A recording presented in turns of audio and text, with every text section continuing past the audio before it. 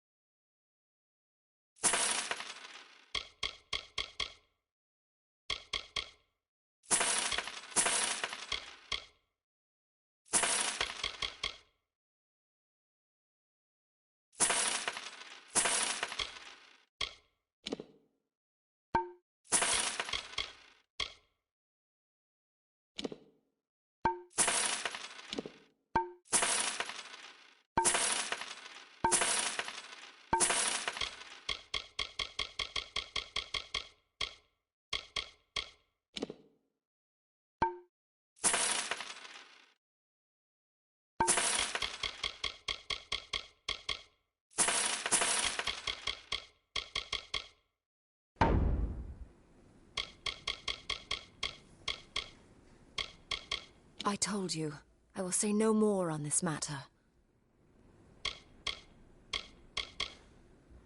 Come see me again. What is it? What do you need? So long.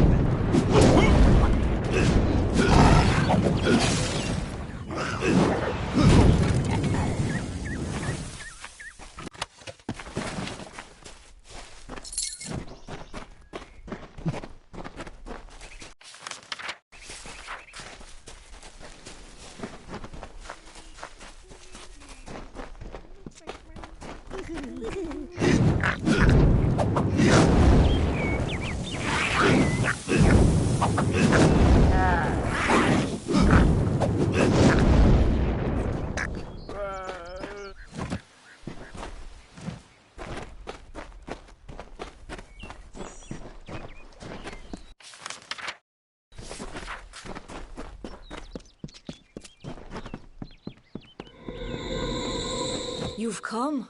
Wise. Wiser than those other fools in the House of Ballads. It is their inability to see beyond themselves that has brought them to this end. This is my realm, and any who seek to cross it must first face my challenges. The Wall of Thorns awaits. You will not lay eyes on him until I find you worthy of it. I pull your strings now. If you wish to rescue your friends, you must cross the field of battle. I am not of the summer court, but a flower of the bleak winter, and I desire the one thing that the chill of immortality cannot provide: love. As it is in the telling, so it will be for you.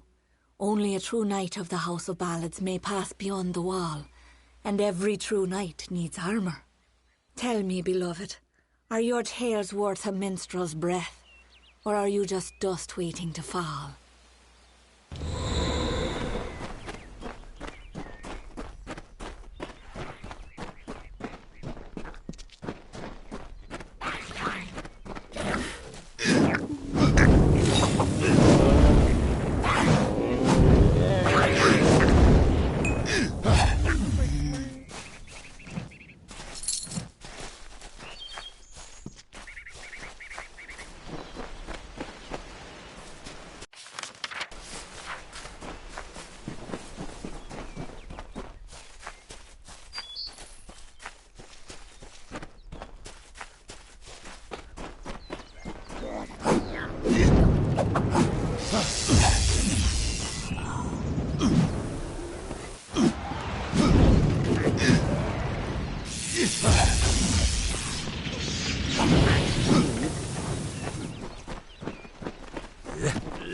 Look who it is, Creth.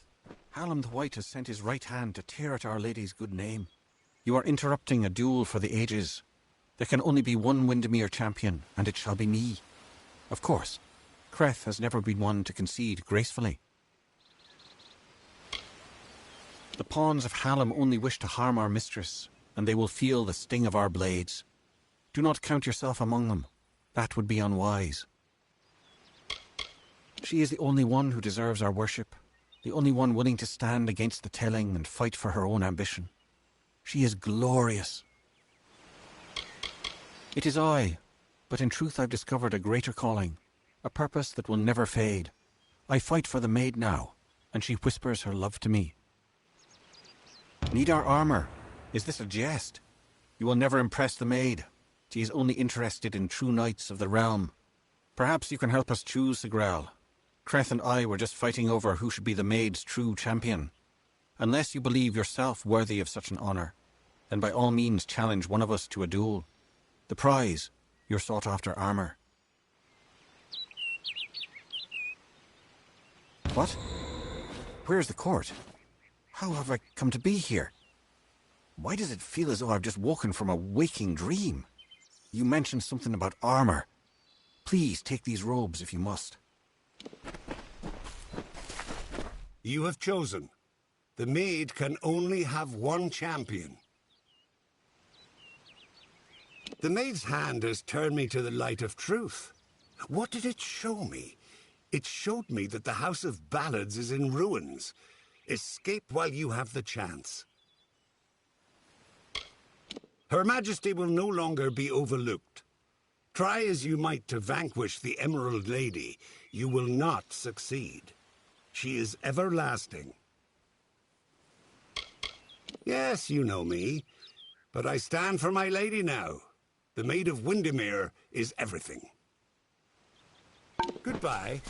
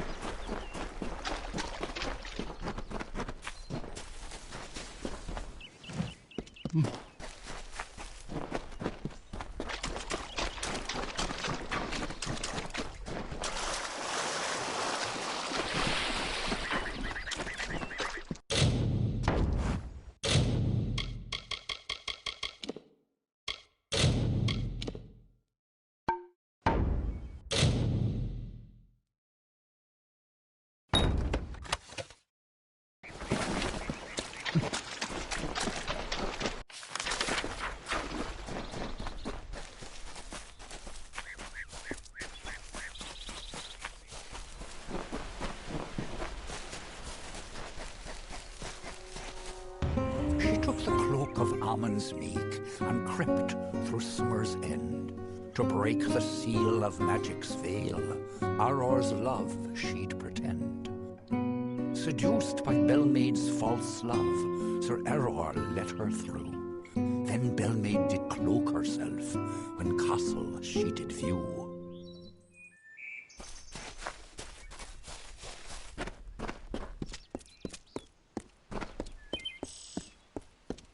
Well, I grow more impressed with every head you lay before me. Well done. You rival even Sir Elswin in your foolish arrogance. You may have passed the Wall of Thorns, but the Weeping Gorge proposes its own unique challenges. He was captain of the Royal Windermere Guard, and my staunchest defender. His body lies below where it fell. I mourn him in my own way. Like all the elders, little phantoms hiding behind the victories of the past. Weak minds are the easiest to control, and those two are mine now. It is what prevents my enemies from simply marching into my kingdom and feeding it to the flame. To raise the bridge, one must defeat its guardian, the legendary Sir Elswin. Only then will the path make its way open to you. Alas, Sir Elswin has been killed, as goes the story. This time I fear he's staying quite dead. Another terrible price of our waning magic. Pity.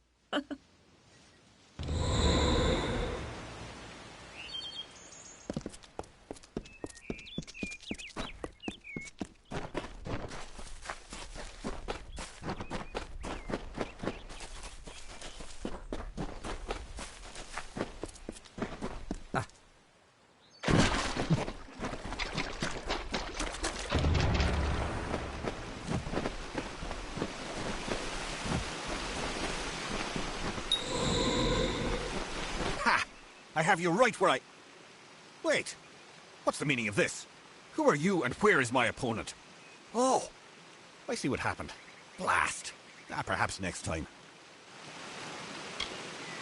I was once a grand knight in the clan of Isa, but misfortune befell me when I believed the lies of the witch. She lured me, wooed me, honored me, promised me power. I became the champion and protector of her castle. That did not last long. She tired of my service and my love. Just look at the result. A great sword to the throat, how else? It was gloriously bloody, if I recall. The champion had been told to end my service to the maid. Really?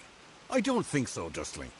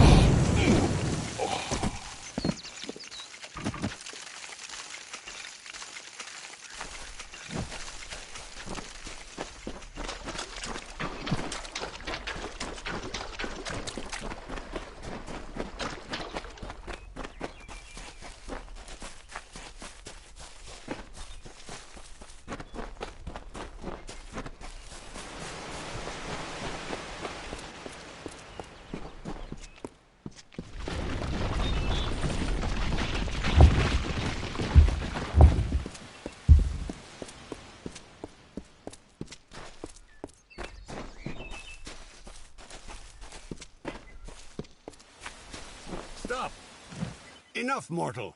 You presume too much. This song does not belong to you. There can only be one champion, and his name is Sir Creth. What is this? What have you done, Sagral? What brings me to this strange place? It's as though a troll has been braining me with his club. Goodbye.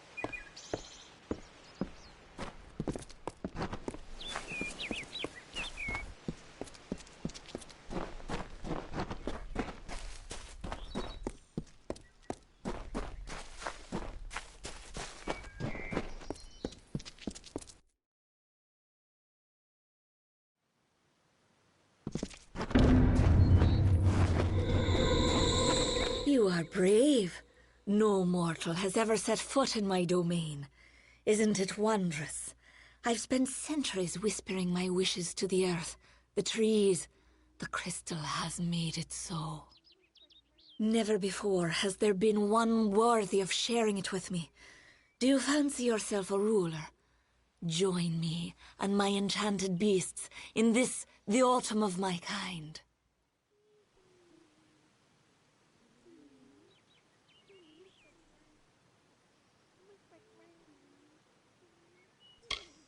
And you mean it. That is why you so fascinate me. You continue to snarl, even in the face of your own demise. Admirable. Stupid, but admirable.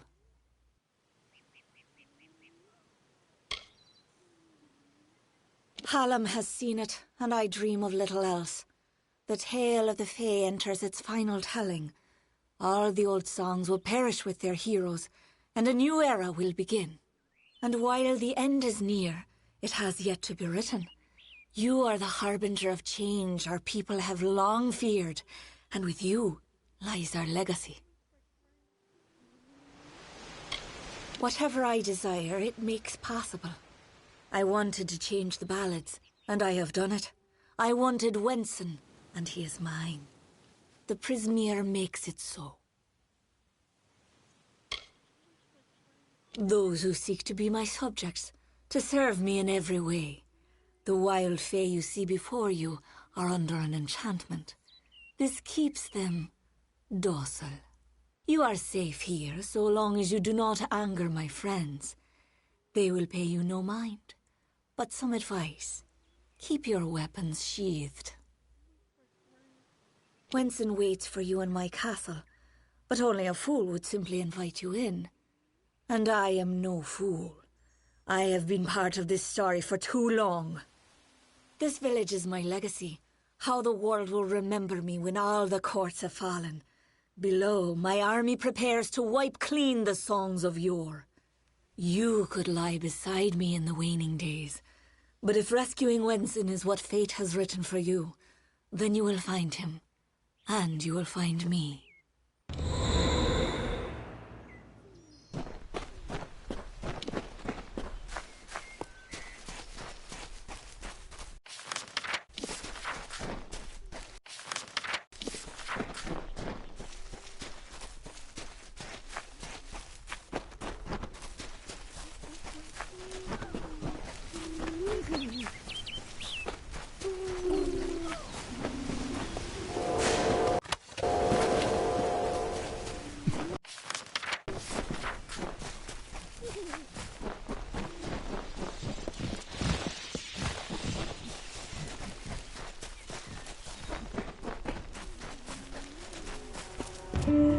Around the castle were the Fae, who lulled to sleep from song. The maid would make an army here, some hundreds, thousands strong. And like the rakish Sir Sagral, Bellmaid snuck through entranced glade, and found the source of evil there, a crystal of the maid.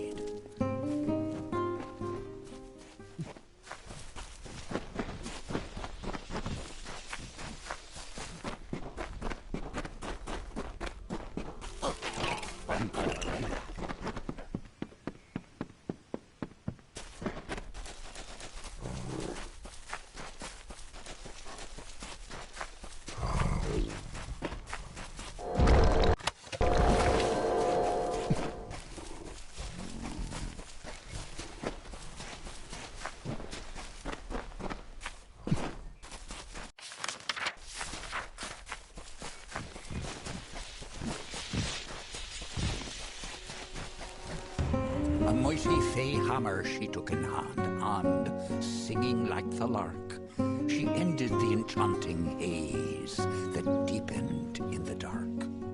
The creatures freed, released from spell, became savage once more. The crystal posed a threat to Fae. Bellmaid had to smash the ore.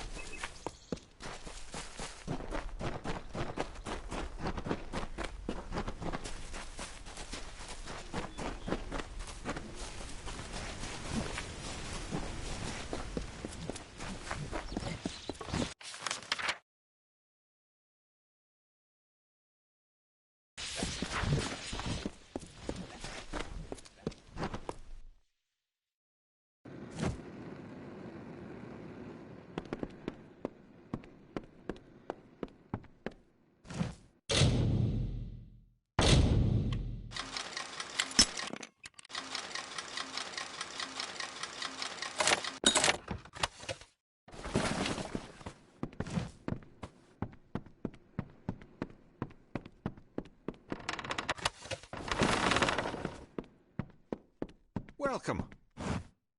You're not at all what I expected. I am Sagril, Chancellor of Windermere. She said you were beautiful, although I have noticed that she has peculiar tastes. You're just in time. Our little army is building up quite nicely. I was beginning to fear that we'd actually have to execute the lady's plans, ludicrous as they are. Every summer ballad ends in the maid's defeat. Time and again she has played the villain. Now she intends to change that permanently, and she has the power to do so.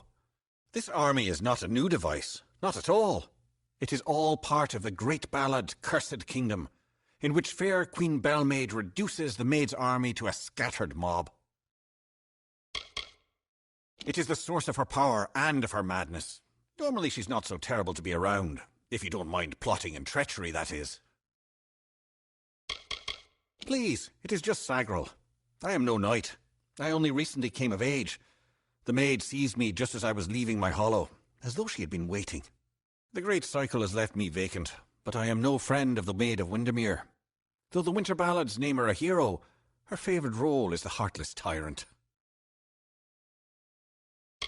The beasts in this village may act civilized, but they are anything but. Cross them and they will kill you, just like their wild cousins would. Of course you are, forgive me. I often forget that my time with the House of Ballads is past. Now I am but a prisoner of the maid. We all are. You see, this place, it's calm. It is only an illusion. The maid uses her strange crystals to pacify the beasts, just as she enchants our friends. We must destroy the crystals to earn our freedom. But they are invisible to all but the maid. It is her song that calls them. The crystals are hidden around the village and forest of Summer's End. You cannot see them with the naked eye. They appear only when summoned by a musical tone. You must hurry.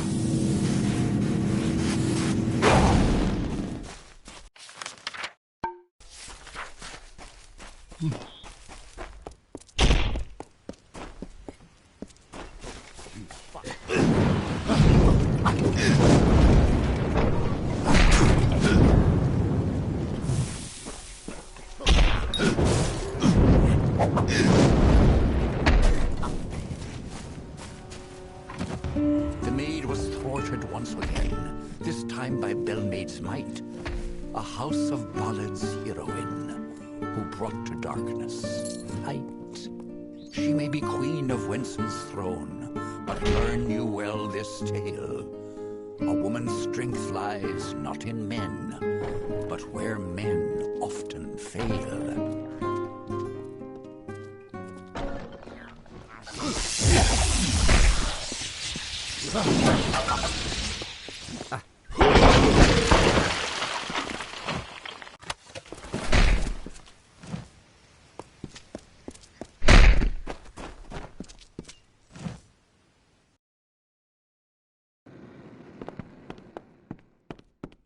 Hello. Quite a display, my friend. It makes me proud to share a name. You made quick work of the maid's army. The lady herself, however, will prove more formidable. Take this. It's the key to the village bell house. That bell rings with the same tone as the flute, only louder. So loud it can be heard across these high mountains. The toll will break the enchantment on the maid's castle. Then you will have your chance. Make the most of it, my friend. It may be your last. And now I am free. I do hope we meet again. I would like you to have this. It's a talisman. I have no need of it where I am going. Just above the chantry. The door to the castle is warded, but once you ring the bell, that ward will be no more. May your gods protect.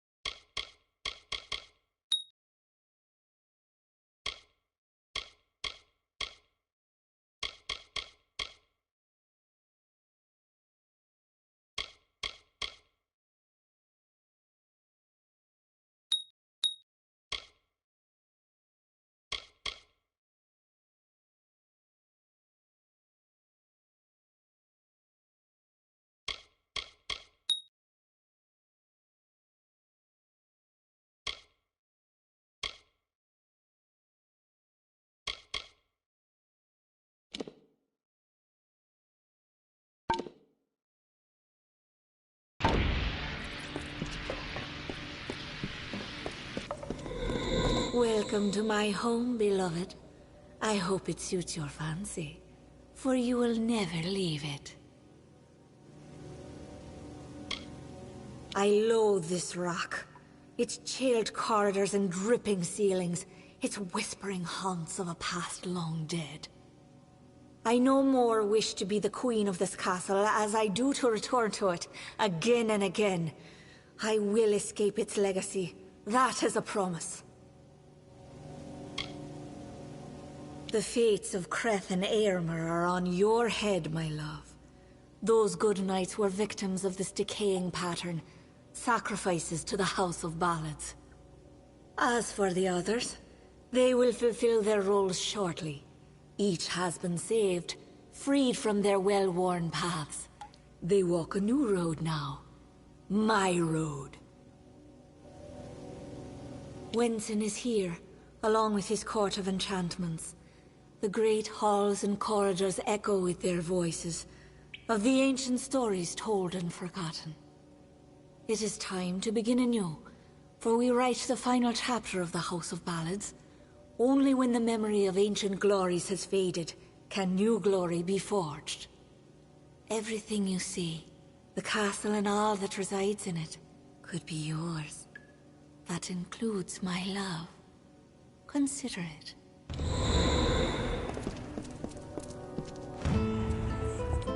And to the dawn, and to the echoed dusk, I, the king of ancient ballads, scepter of this house, and the falcon of Detir, annihilator of Elkmar, and on, languish in a sanctified seat. We will hear no more from broken sages, nor listen when we venture forth alone. These wintry beckons like the brazen gull that calls and boasts to others of her kind, from Magwir, maid of Windermere, that once again enraptured me in my hollow.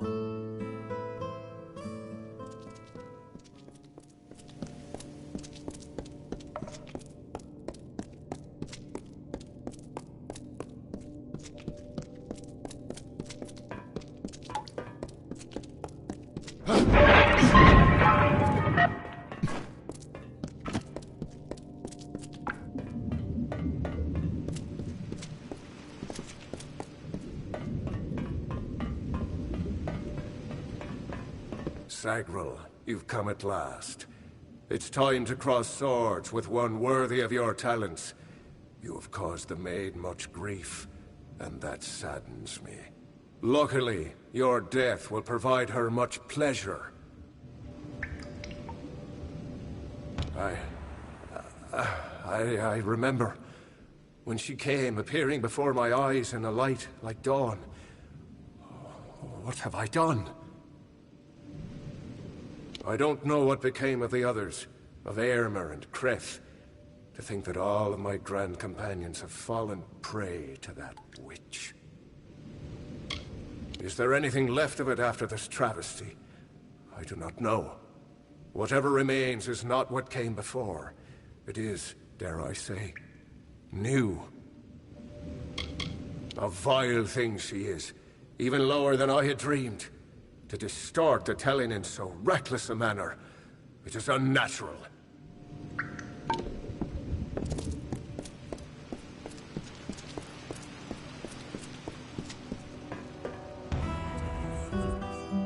wretched fool of pride am I to think I could resist her seduction. I know perdition like the terrestrial cane, a crutch that saps the dew of youth. And yet here was beauty manifested, a heart serene, sublime, a clamorous cascade, all in calumnious wonder. When night falls on the countryside, the noise of wanton opprobrious lechery, the stench of sullen gloom, and the false corpse of sordid history exhumed to please, compounded and again interred into the womb of the past.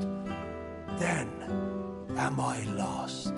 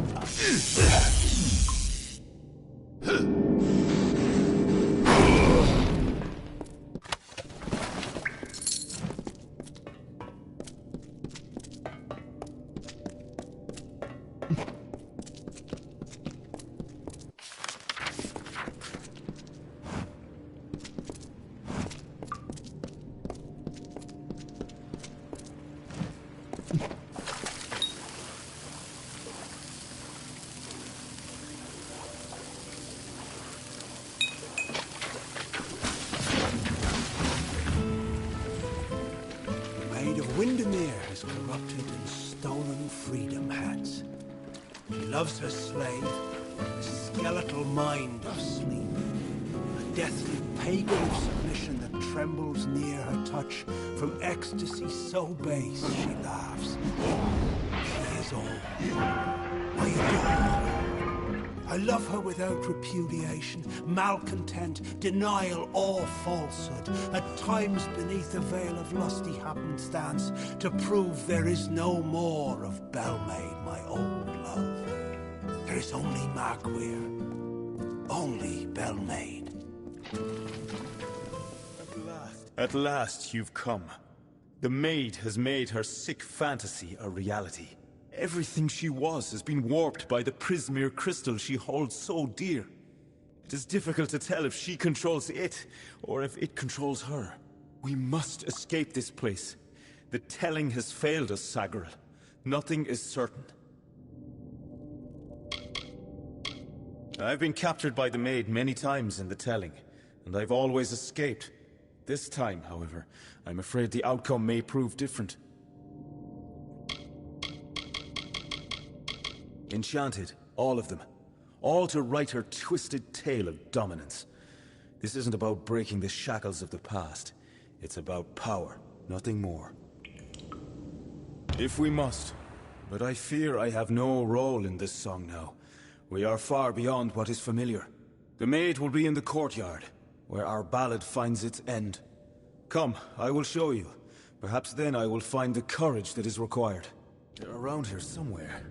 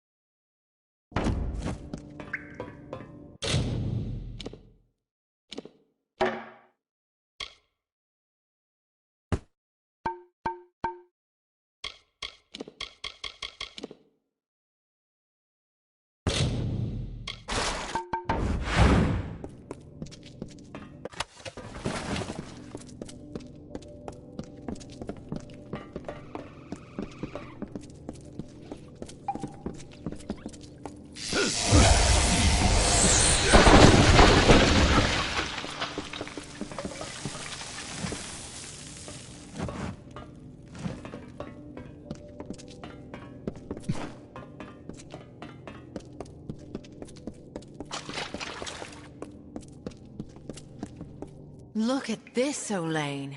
The maid's old keep still has vermin lurking in its shadows. Tell me, Sagril, is there a reason we shouldn't exterminate you? Wait, I don't understand. What is this place? Where is Wenson? Where is my Wenson?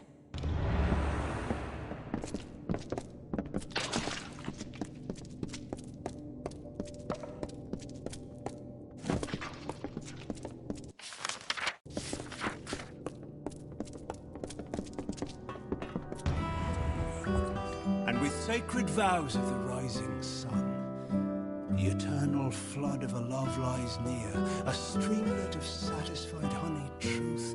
Like the flowered scent of a bedewled veil, so wistfully endures the swollen heat. Persists through time and doubt, until at last, like heaven's jury in a court of chance, proffers forth the once impending evil. A love, but this one most divine and fair. The memory of Queen Belmaid, my faith, my heart and will. The gentle calming wind that like the supine earth a tree's embrace, I'd welcome it. I remember Belmaid.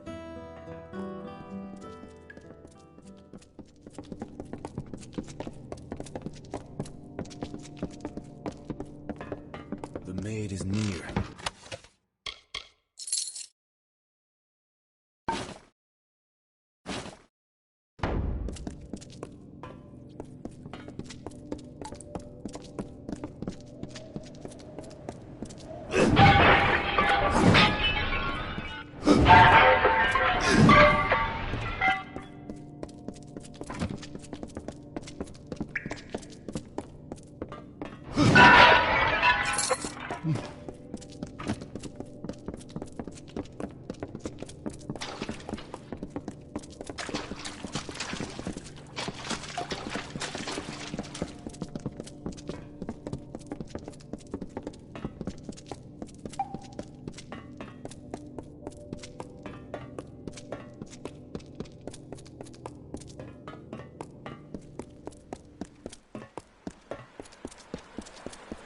stop! Sagar, wait! Go no farther!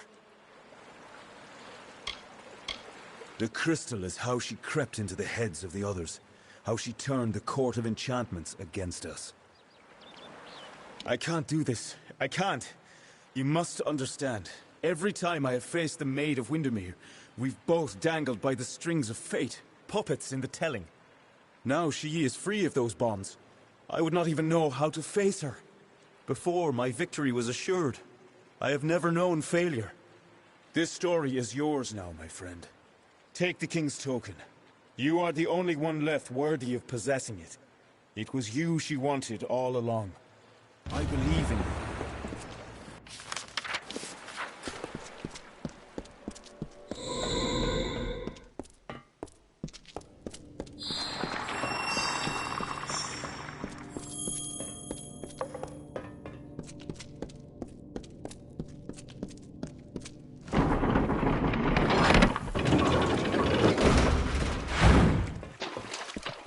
We meet in the flesh at last. It is a pity our relationship ends here. I was beginning to think we had a future, as creatures of common purpose. So they say, but you and I both have seen the coming fire, a change the likes of which no fae, summer or winter, has ever seen. The telling will never cease, but the ballads that make up its grand design will wither and fade, and new ones will blossom on the vine.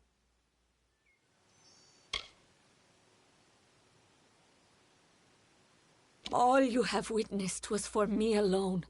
It was justice. Imagine a lifetime of bondage 100 times over, and you will know my suffering. You, though, you are special. You are one capable of comprehending such concerns. We too, we are misunderstood. Perhaps, but you and I are the same. We challenge the past and strive to rewrite the future. We are singing the greatest song of all. The Tuatha have taught me that power only comes with the willingness to destroy, to begin anew and tell new stories. And in Prismeer, they have found the means to do so. I weep for what might have been. You and I, side by side, wielding the power of the crystal. But there can only be one hero.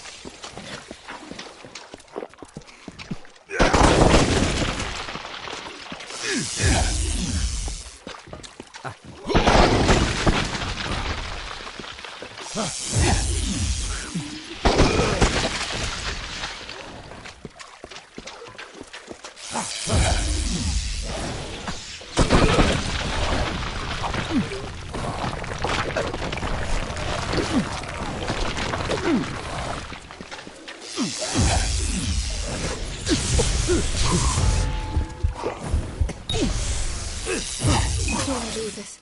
I beg you. I seek only justice for what has been done to me all these many lifetimes. Don't I deserve as much? Don't we all?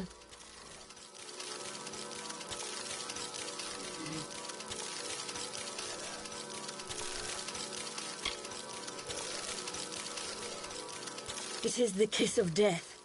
You mock me, beast.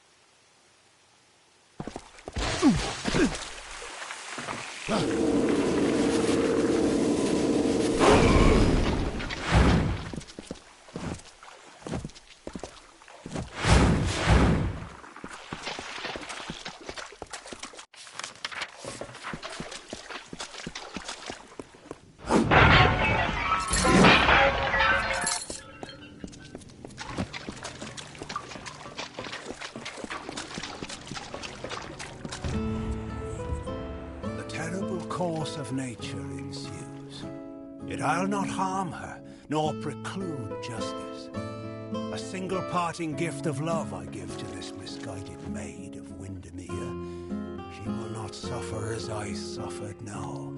A swift and painless death I grant to her, and give her illusion as she to I. And balmy blood and breath from her pours forth, a hidden dagger wielded in my hand, a torture to see the ignorant soul. The white birds of winter slowly chased each other to the cold ground as the mourners wept their tears of the hero and the maid.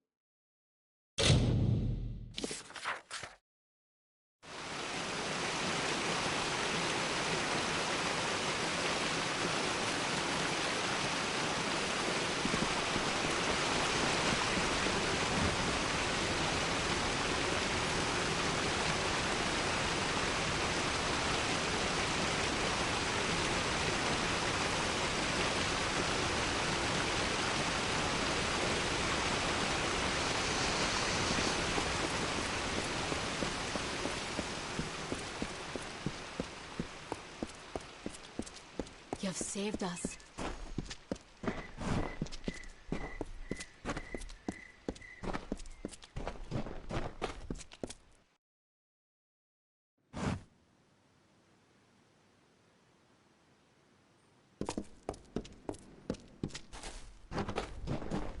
Thank you.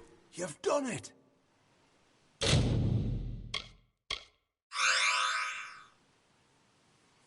Goodbye.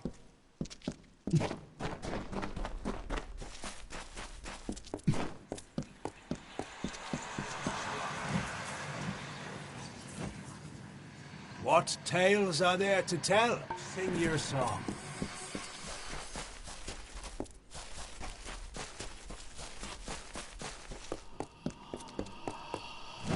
You may be the last living member of the... Farewell, my friend.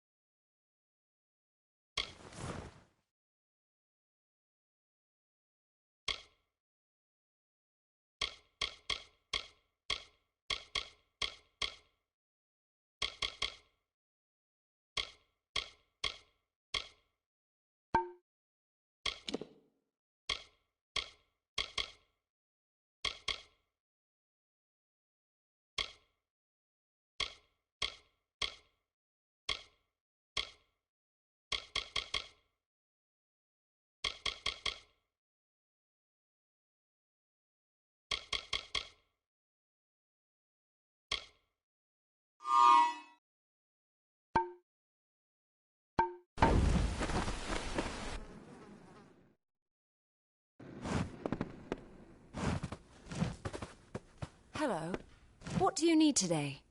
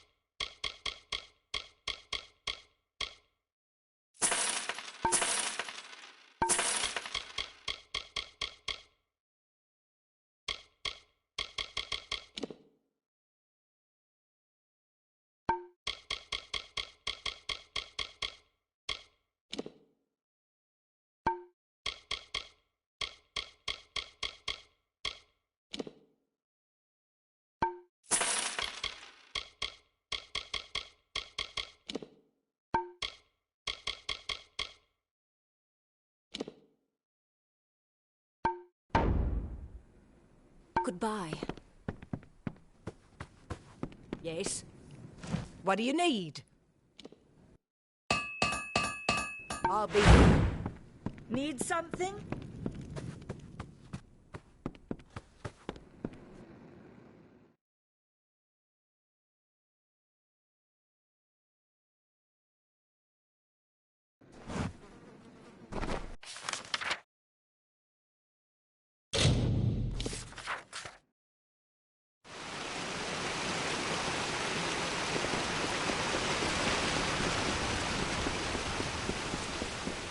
We honor you.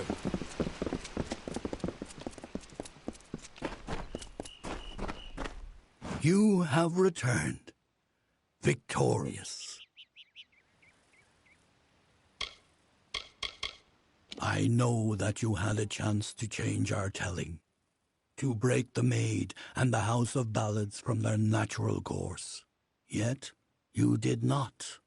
You struck down the witch Magware and restored our legacy, for now. But there were casualties. The Maid's death rendered Wenson impotent. This cannot stand. As a result, you have ascended to your rightful place. You are now King of the House of Ballads.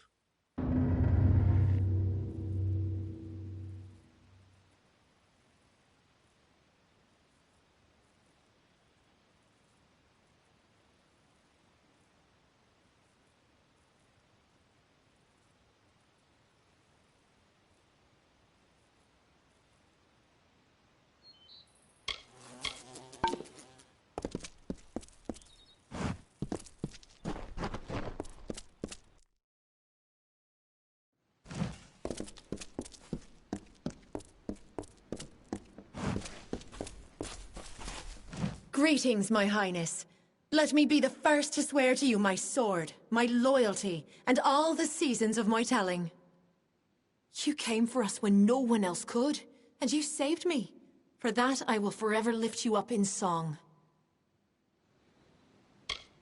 It is difficult to envision the court and its mission without Wenson. But we will carry on, as does the telling. It is our duty as Knights of the Summer Court.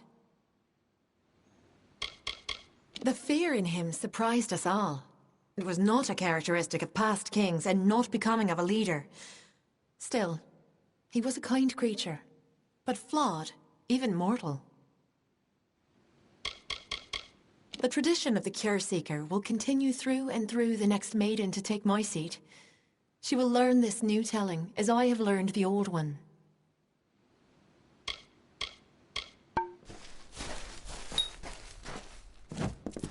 I serve you now, you and the telling, despite what may have happened with Wenson. How can I help? Should we even continue to call this the House of Ballads? It is far different than it was mere days ago. It is a new entity, and one that has no place in the telling.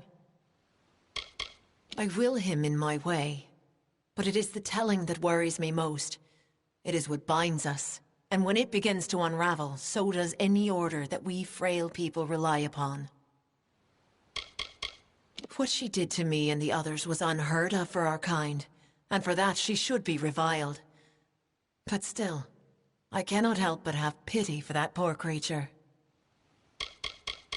I may stay with the House of Ballads, or I may choose to surrender my seat willingly. It has never been done, but as the maid proved, it is a time of change.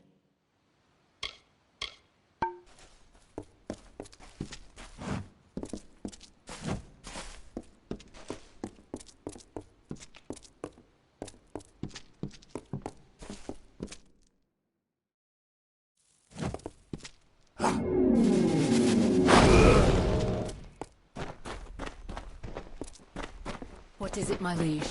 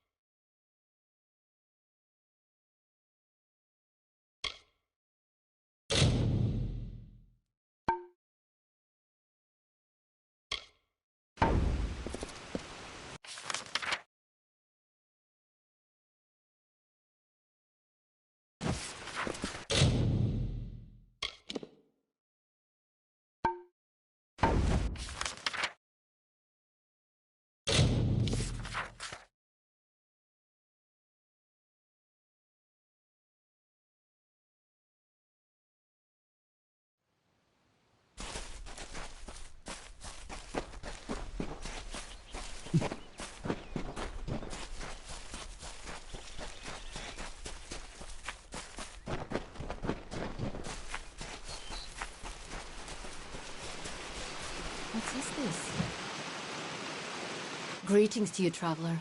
I had hoped I would meet one of your kind in these woods. You seek to rob the Lord of the Hunt, Amalur. I wish to see the boots taken from my master as well, but I do not have them. I can only reveal their location to you. I am the herald of the Lord of the Hunt, Amalur. I once sang of his accolades and applauded his triumphs, but no more.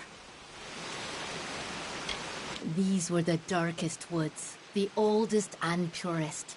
With the humans to the west and the Alfar to the east, it is the last of the old places we Fae have left. He was the Lord of the Chase, a member of the Court of Summer. Of greater Fae, I know few. Of greater tragedy, I know little. To find them, you must find Amalur, the Lord of the Hunt, the one whom I herald. But this is not merely a matter of an owner and his possession. The Lord of the Hunt has secluded himself in Arduith because the boots carry a terrible curse. Amalur is the Hunt incarnate, and the boots enhance his natural abilities. They make him undetectable. He stalks unseen and unheard until he strikes. But the boots urge him to hunt, to take blood and life. His mind is like the feral beasts. He views all creation as his prey.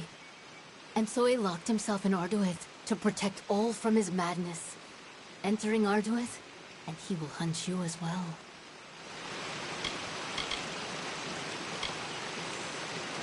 Amalur was once one of the Summer Court. He embodied nature's drive to hunt. Then he found Boru's boots. For a time, they seemed like a blessing, a natural extension of his own prowess. And then he fell. And as his herald, I too fell, now forced to remember his greatness. No, though I yearn to see my master restored, the curse is too pervasive, and he would wish death on himself for how he has fallen. But in that death, there is a blessing. For he might rise again sometime, and restore the hunt, and free himself from this indignity. I would warn you that to go to Arduith is to go to your death. But if you must obtain those boots, then you must go. Be wary. He has stalked the forests and the plains and deserts of our realm for all seasons. He is the spirit of the Hunt incarnate, or so it was thought. But the long winter came. Magic has been erratic amongst Fae kind. Amalur began losing his abilities. He felt withered.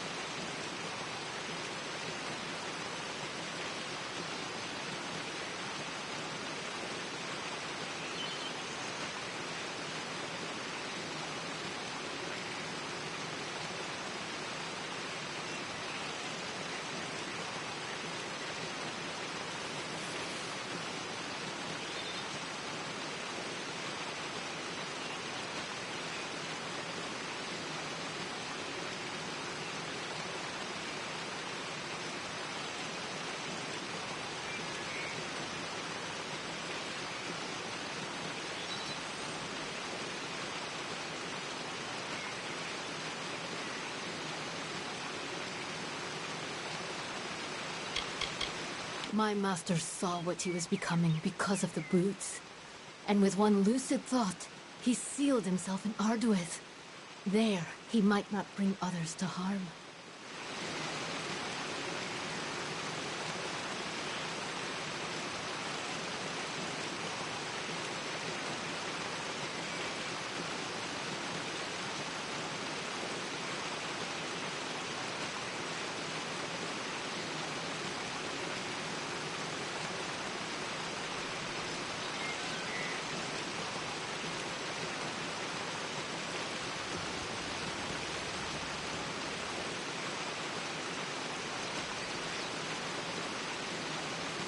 They are with Amater in Arduith on the edge of the She.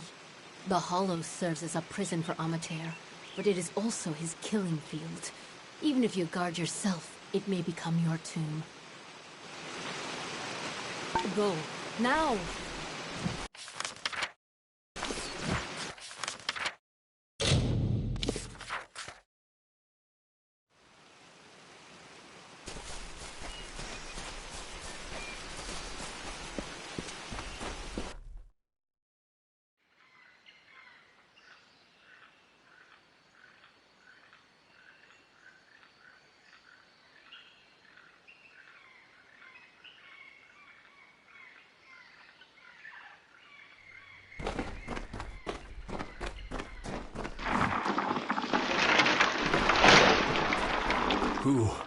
Who enters here?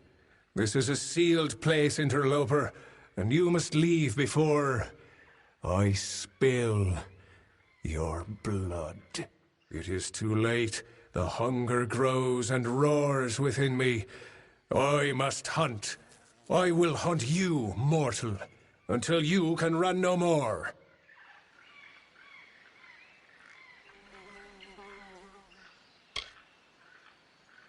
This is a cell of my own choosing. It is the hollow where I first awoke. It is my den. They are my grounds. The hunger drove me here, where I can be alone. But for the beasts that wander in, and you. I was once. The court of summer held me to be the champion of chases, a master of stalking the woods of our realms. But with the boots, I have transcended. I am not the lord of the hunt. I am the hunt. No, I will not. These are mine and mine alone, mortal. Do you think I would give them freely? Come into my den, and we will see just how powerful the enchantments in these boots are.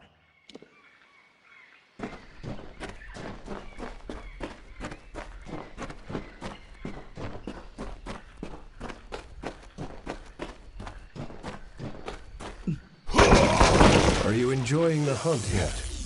Why don't we go deeper into my domain?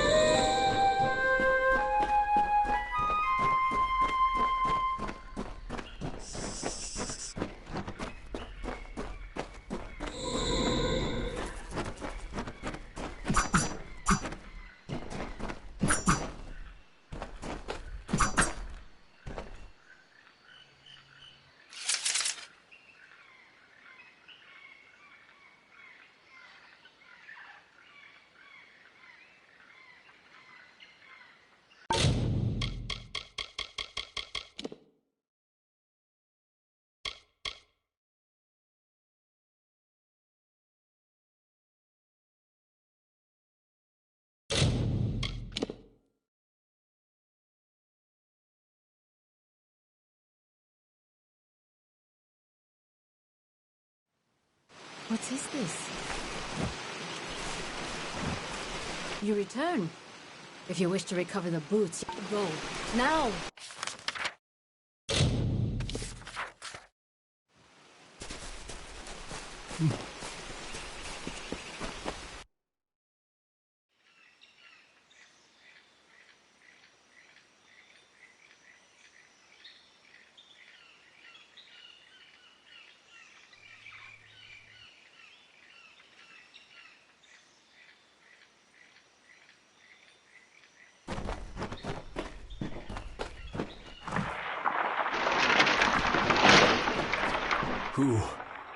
It is too late.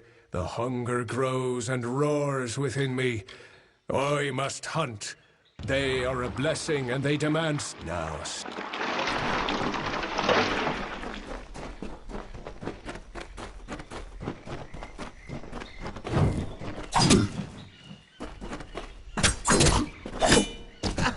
I'm coming for you.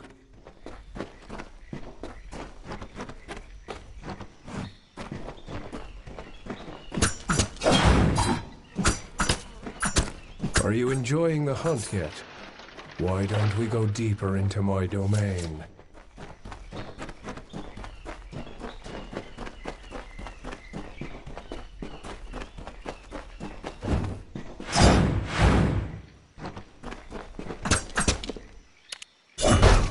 I will cut you over and over.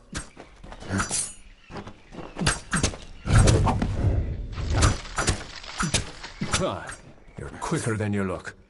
I better start taking this seriously.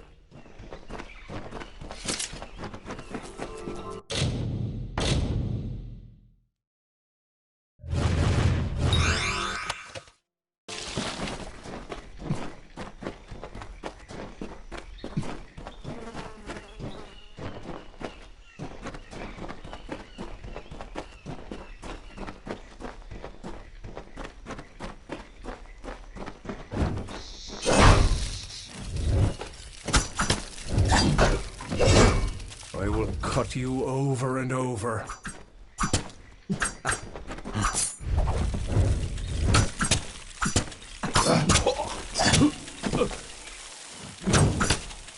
The cycle demands your blood.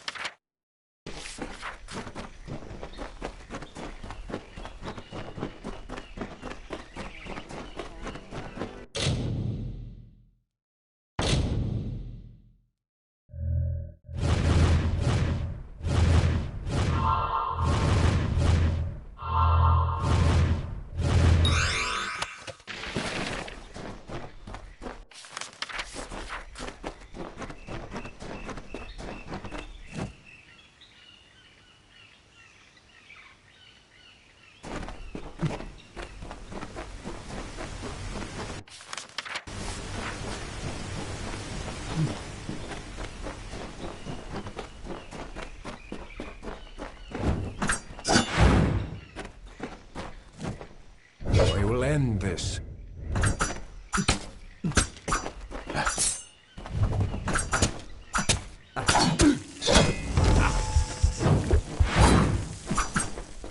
I will cut you over and over.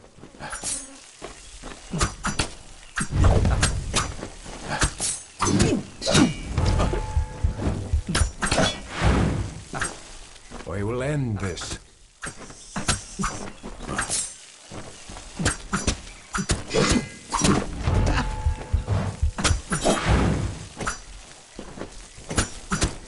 I will enjoy your death.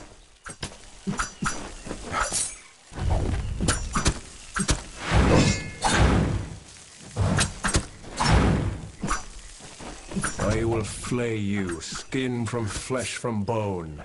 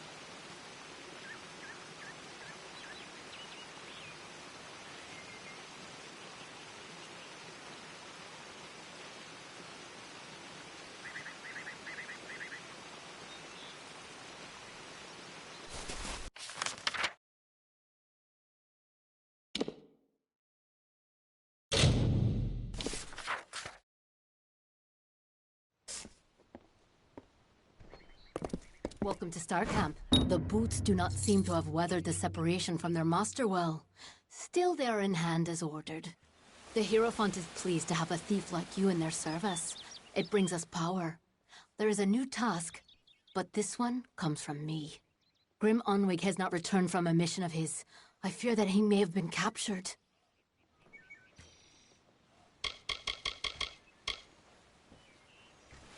You must find Grim and return him to us. From what I've seen of your work, you have the best chance of anyone in camp. Grim is a close ally and a talented traveler. His safe return is your top priority. The Hierophant ordained him to steal an ancient book called the Missives of Sable from a stronghold held by Jotun. It seemed a relatively easy task. Jotun have no need of books after all. They are fiercely territorial, however. He was to go to Owen's stand in Lorca Rain. I've no doubt that you will find him there. And you must hurry to him. Once crossed, his captors will not take long before they decide to deal with him. Be careful. There is something unnatural at work here.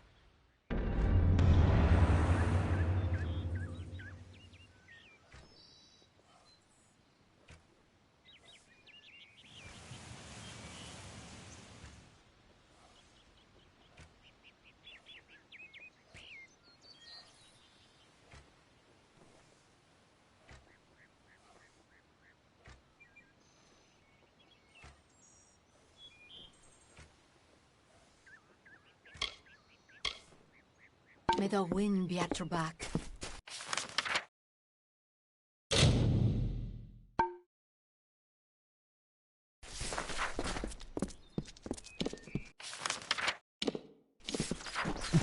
Welcome to Star.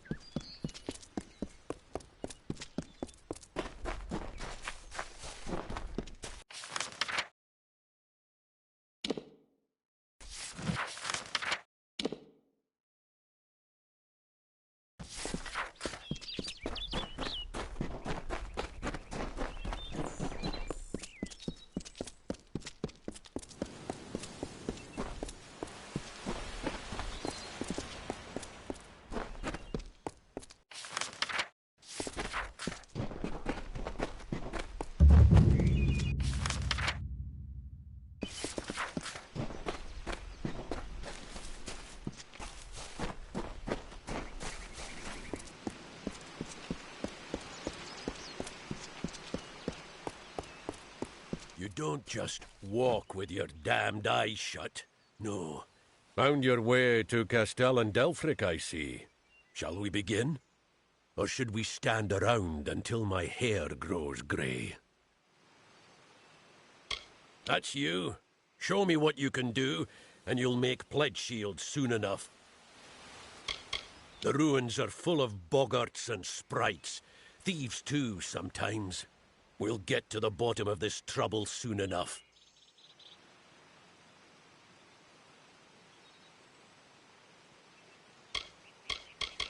Right.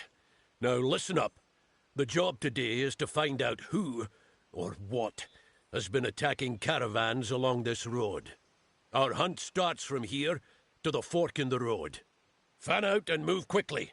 Look for any clues, then gather at the fork. On my word, go! Eyes peeled. Spread up. Don't just stare at your feet. Move! You go that way. I'll go by the road. What are we looking for? Thieves? Blood? I don't see a damn thing.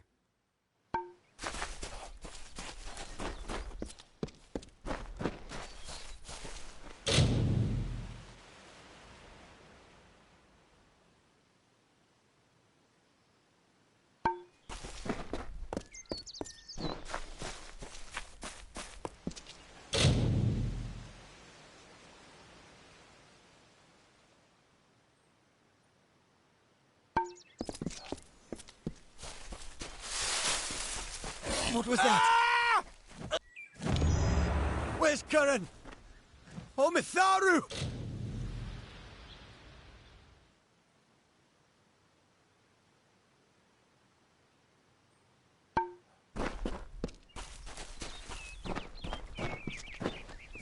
We've only just set out and already down one. Pathetic. Anyone see anything? No sign of the attacker. Moving on.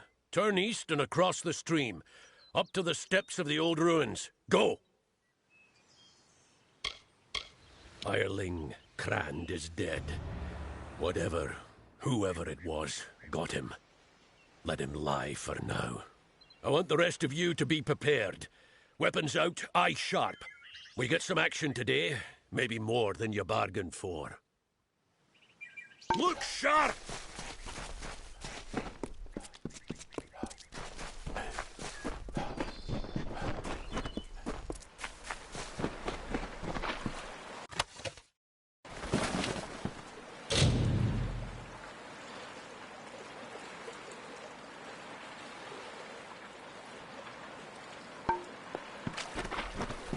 Did you hear something?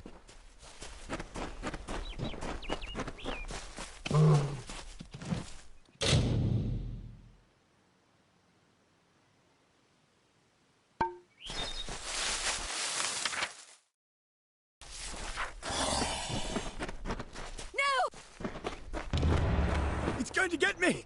Gods help me! Then keep moving and stay alert. We've lost a second, but I caught a glimpse of it this time. Whatever or whoever it was went into the ruins. Steady now, weapons ready, and follow me. I don't know. Big as a man, at least. Just be ready. And keep your eyes open!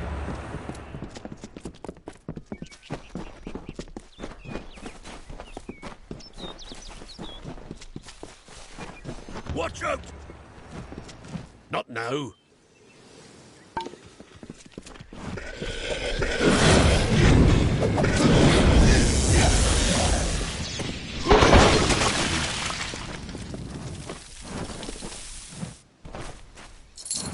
Niskaru. In Dalentarth. Where the hell did they come from? Never mind that. We've got to track them down. I suppose the dead deserve better than nothing. Beasts of pure chaos, or so I've been told. No mortal eyes have beheld them in hundreds of years. Not around here, at any rate. We mourn the fallen, hireling. Give me a moment and a bit of space. We honor our fallen hirelings, true to their oaths. They died to a foe, and so their deaths shall be. What's the use? They knew the risk. Let's get going.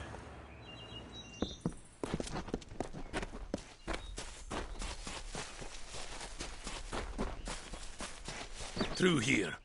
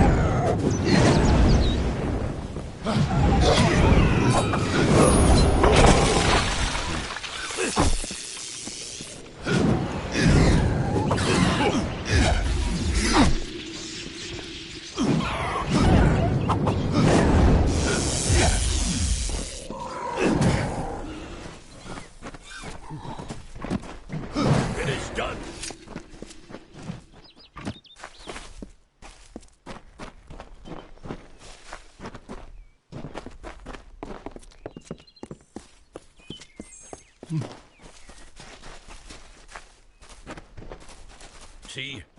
Scuff marks here.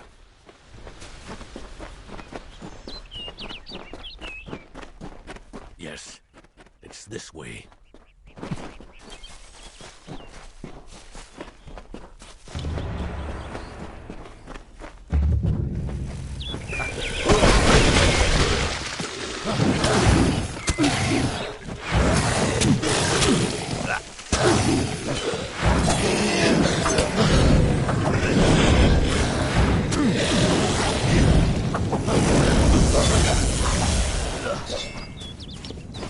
If it isn't Brigand Hall Caverns, of all the rotten holes they had to crawl out of. Well, hireling, the patrol's done. Here's your pay. You've made it this far. I'm going to find out what brought those things to Dalentarth. Come with me, and you might just make pledge shield. Drove ne'er a red hand out of these caves myself. That was years ago. Before that, Tyne Delfrig waded in after Gareth Rill. Some cut-purse or another is always trying to make a name for himself in Brigand Hall.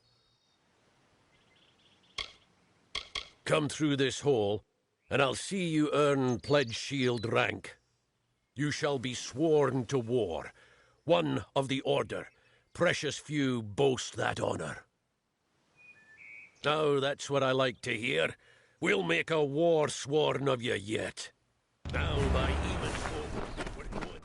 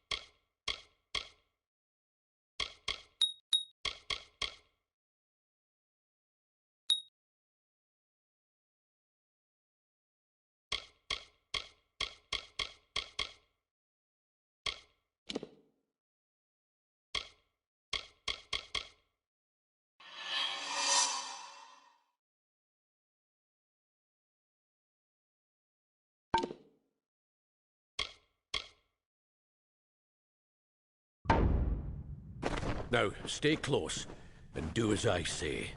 Now, what do we have here? Ah, yes. Brings back memories. Brigand Hall's earned its name. It's a notorious thieves' den. The path ahead will be littered with traps. Beyond that door there, you'll want to watch every step. First, we need to get that door over there open. Give me a moment to think.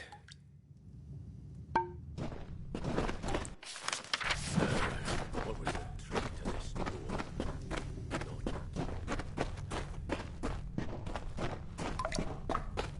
Come on, get moving!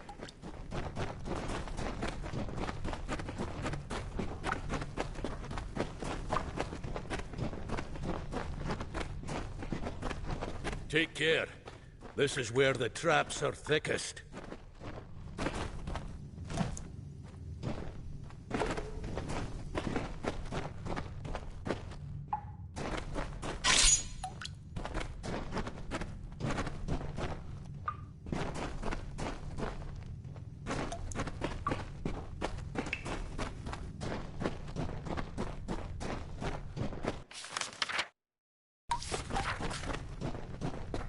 You go around and throw the lever on the other side.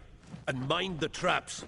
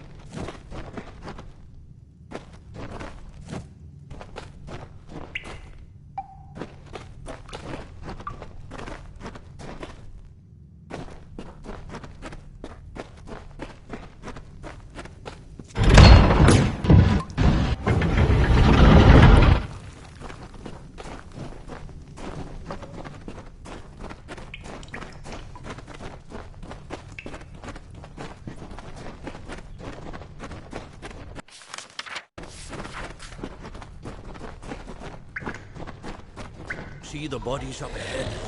Thieves, most likely. Looks like the Niskaru who got to them.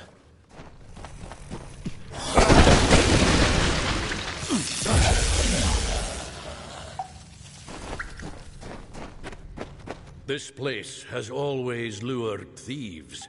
Here they are, dead and Niskaru in their place. But why? There's the question. You lead from here. I've got to think. Every bit as vicious and deadly as the old stories say. Small wonder we hunted them to the ends of the earth. Poor wretches. Does anyone deserve an end like that? Well, some do. But not my hirelings. We scour every inch of these caverns, find where the Niskaru are coming from, and then our swords put a stop to it. Let's press on.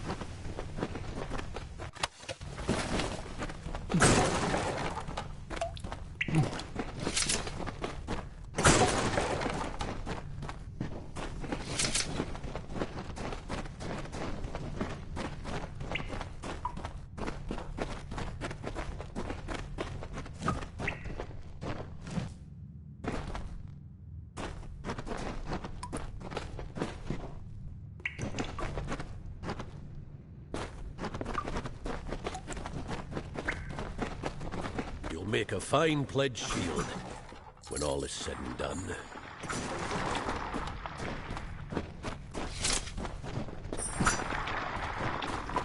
One day, years from now, you and I will raise a glass and drink to the strange tale of how you earned your rank.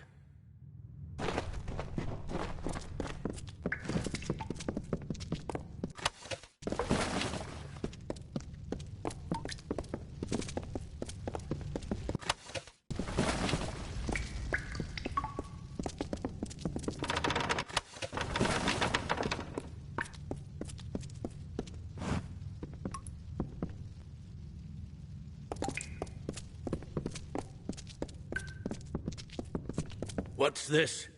Bloody mages? Not Balin's testament either. They must be the ones behind these Niskaru. That means they've got war-sworn blood on their hands. Death worshippers. They're a bad lot. Not right in the head. Might try to summon a Niskaru, but this isn't them. Even they wouldn't do this. The shortest path to a Niskaru is with chaos magic. Powerful chaos magic. And to keep it from turning round and mauling you, more powerful magic still.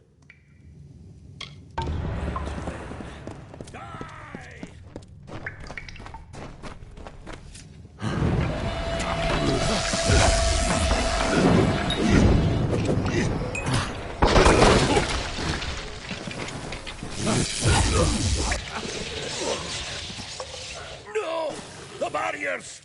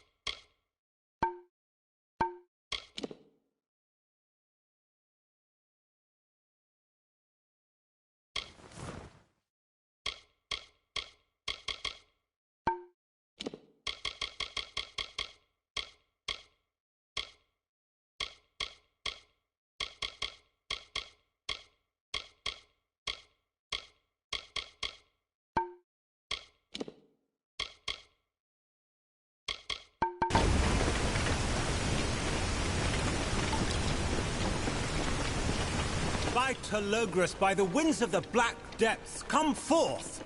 Come forth! Who dares? We are the Phalangi, and all shall fall before us.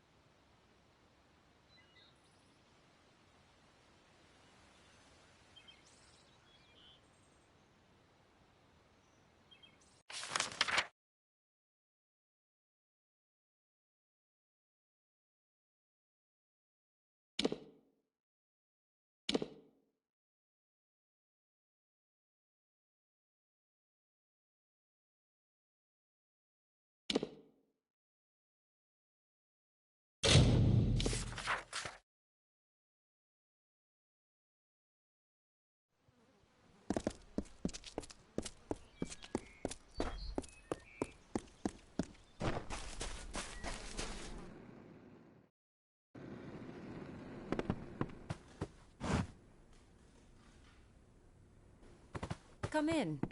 What do you need today?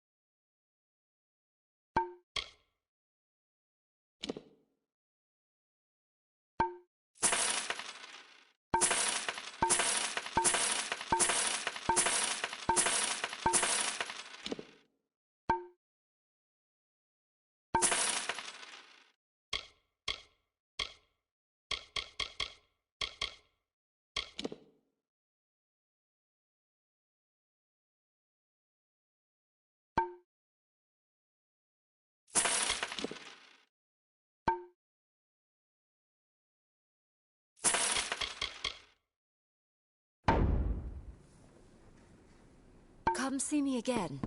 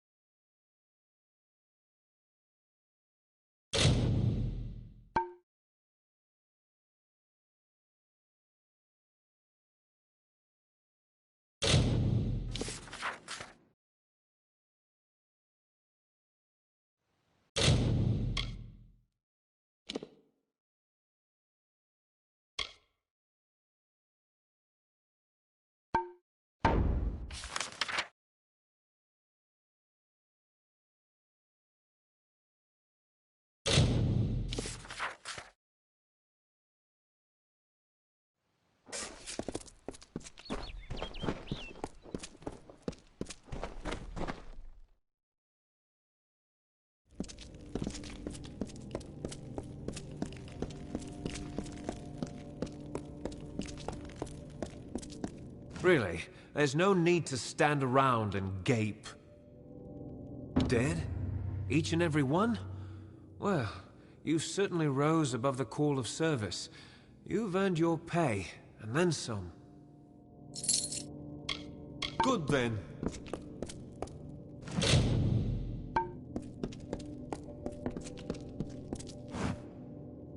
Oster dead. I see. And so many hirelings, too. We will mourn them. At least you somehow survived. Remarkable. In reward for your brave actions, I now solemnly declare you pledged of shield and sworn to war. Welcome to our order, soldier. It is a great honor. Now, this artifact you say brought forth the Niskaru? May I see it? You are a pledge shield now. You are one of us. This keep is a home to you, and we are your sisters and brothers. Our dignity rests on your brow. We will mourn him, yes, and honor him too. He died in the line of duty. Why, this is the heart of Cybon. Aegon won this centuries ago. It should be locked in our ancient vault. How could it have been stolen from under our noses? This is a nightmare. Travel to Helmgard Keep and Erethal and investigate how this theft occurred. Speak to Brian Shane, Helmgard's Castellan. In centuries past, we were something else. Hunters of Niskaru. Heroes known as the First Sworn. Whenever they took any cursed artifacts and weapons of chaos, they stored them in that vault. But that was long ago, in darker times. The Castellan of Helmgard is an upstanding soldier. Seek his help in this matter, but remember that he is your superior. Travel to Helmgard Keep in Erethal. Learn how the heart of Cybon was stolen, and by whom. Castellan Brian Shane will help you. I would have sent Ost on this task. Honor his memory.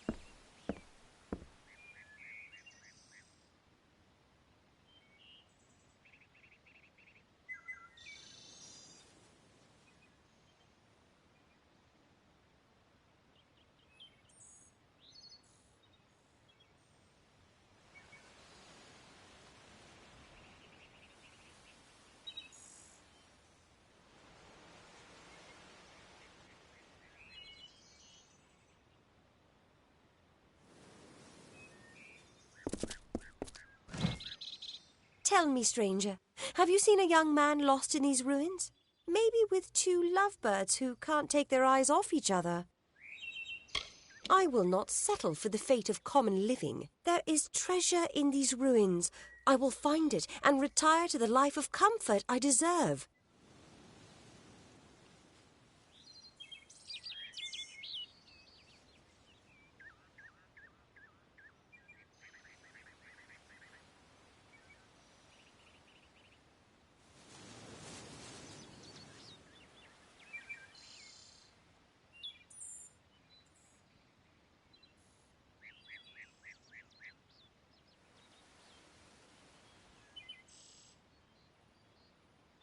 We thought we'd find peaceful ruins flowing with forgotten gold. No, it's just sprites and brambles and blathering fae. When we lost Turin, Marga and Arain wanted to go off on their own. Fine by me, I knew what they were after. They weren't any help anyway. Did you meet that impossible fae, droning on about flowers and seasons? I don't think he heard a word I said to him. Yes, Turin. We were separated while exploring the ruins. I need to find him. They're my friends. We came into these ruins together, but I wonder if any of us will get out again. I'm sure he's fine, but if you do find Turin, please send him this way. I need that damned scroll of his.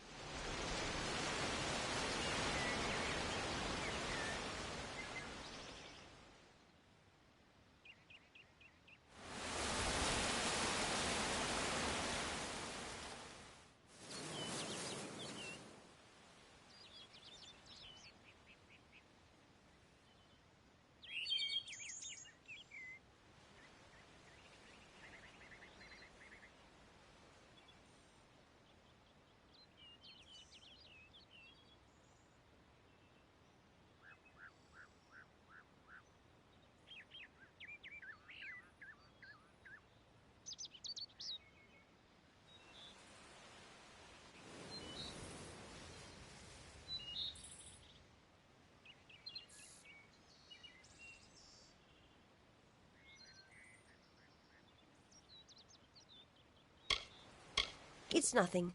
A contract of sorts. This venture was supposed to fill our pockets with coin.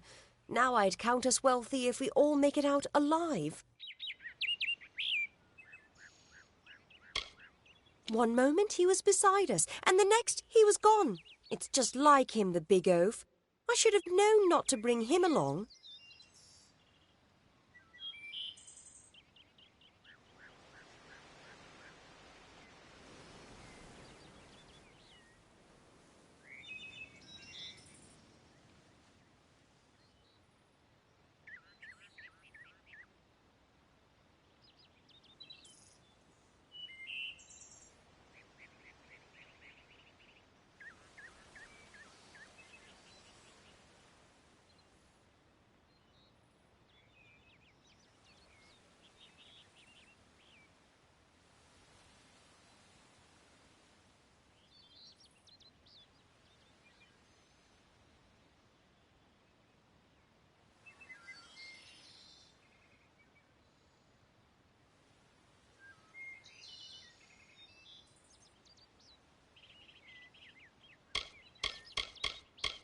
My friends and I were separated while exploring the ruins. I especially need to find a young Almain named Turin. He has a scroll that I need. And if you do find him...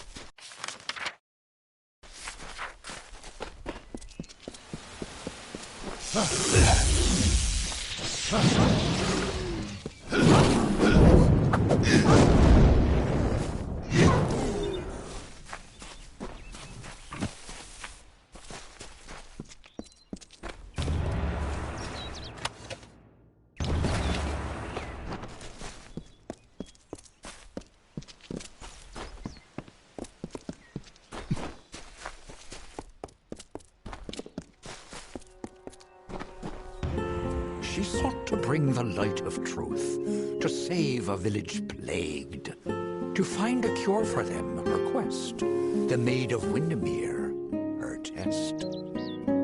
She faced the evil maid enraged, she trembled with her wrath. Undo your evil magic now, or I will end this tale, I vow.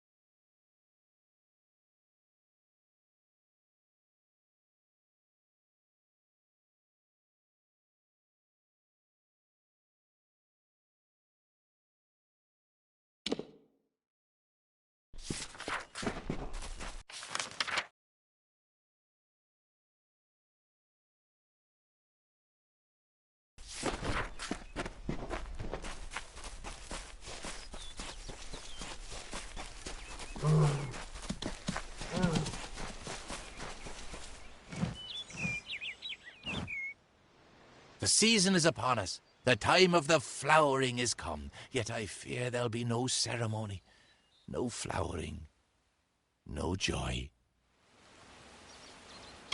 The flowering is our ballad, Bodril's and mine. But he has not returned, so cannot play his part. Our story cannot be relived, cannot be retold. I do not understand how this could be. When the time of the flowering draws near, Bodril arrives. It's then we set to work, he in his way and I in mine. Only this time, he's delayed. He has not come. Yes, you might call it that. But I say, our woods, our streams, our ancient stones, we are theirs as much as they are ours. Every new leaf in Boggart's dance I see brings joy to my heart, but nothing equals my joy at the flowering. Why, it is the finest, most miraculous thing. It is... No, there is no worthy description. But alas, Bodril has not returned. With no one to play his part, I fear it is not to be. I asked the mortal maid for help, but she refused. I have resigned myself to sorrow. Why, Bodril is... Well, he always returns to take part in the flowering. Only now the season has come, but he has not. Why, I cannot say. She was looking for one of her kind. I asked if she would help with the flowering. I was very patient. I explained that the ceremony was far more important than her lost friend, but she would not have it. Mortals.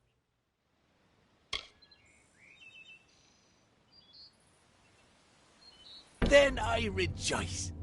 Bodril's first task, your first task, I mean, is to gather the chrysalis. The chrysalis are seeds of sorts. You'll find them throughout the woods. When you have gathered them, seek me in Brunwath Hollow. She came in search of things. A mortal boy, some ancient fragments. I do not pretend to understand the thoughts and workings of mortals. That task was Budrill's. They spread throughout Loch-Arain. Of that I'm certain. There is more to mortals than I had thought.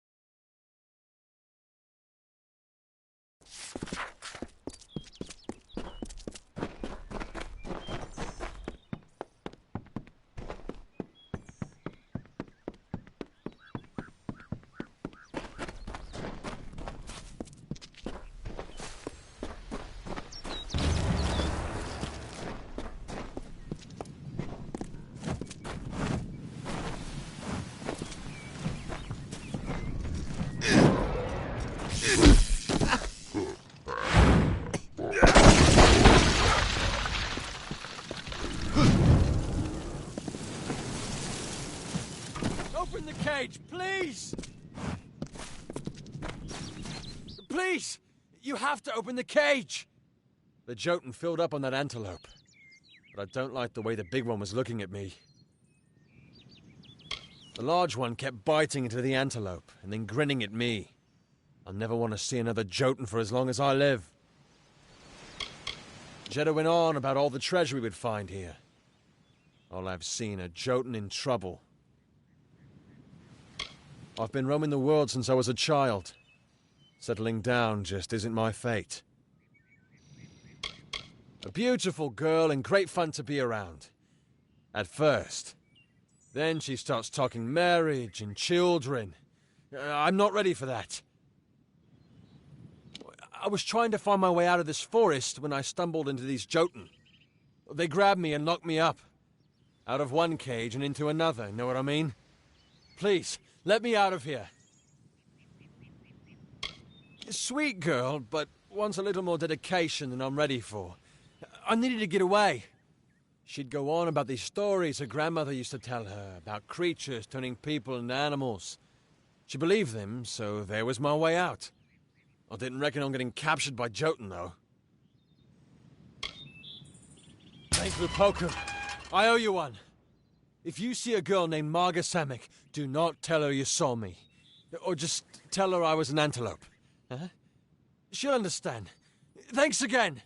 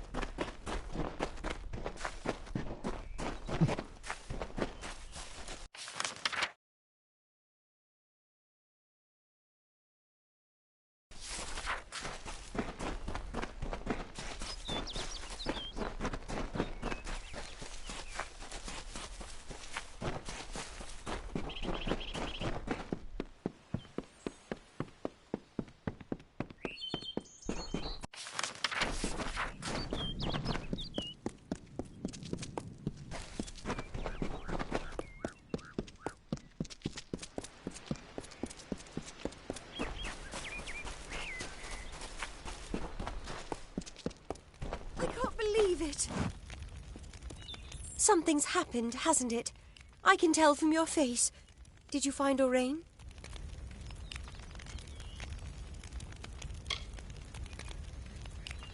He made the whole thing up? I can't believe he'd do that. He'll wish the Jotun had eaten him when I get my hands on him. Please, take this. It was a gift from Orain.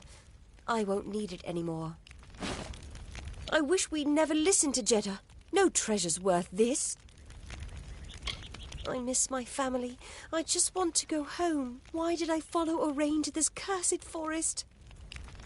He is nothing but a lying sack of Cruddock slime. My mother was right about him. Turin dead? And here I was fretting over Orain? This is an awful mess. Why did we ever follow Jeddah's ridiculous scheme?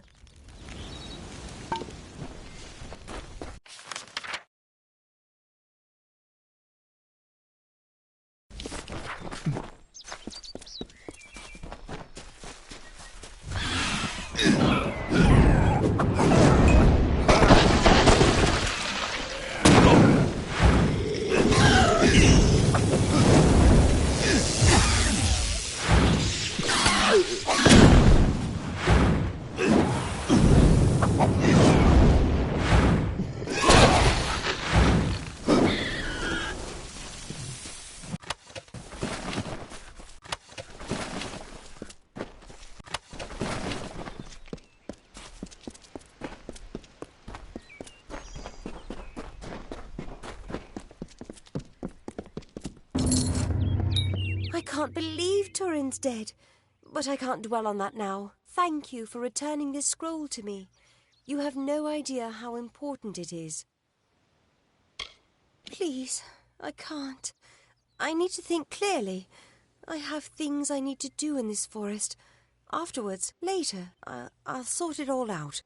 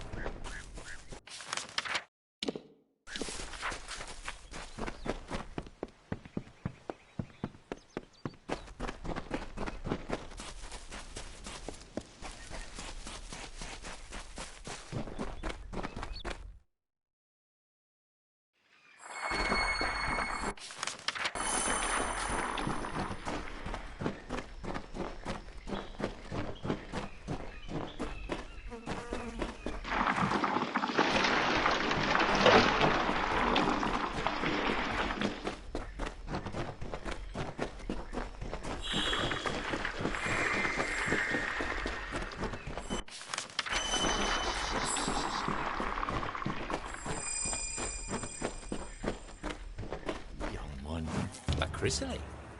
Each and every one. You are as a second Budrill. I will prepare for my part while you plant the seeds. Place one on each earthen mound around this space. Do you see where? Good. Look around this space. For each seed there is a mound along the edge. Place one in each so that I may begin. Leave and go in peace, young one.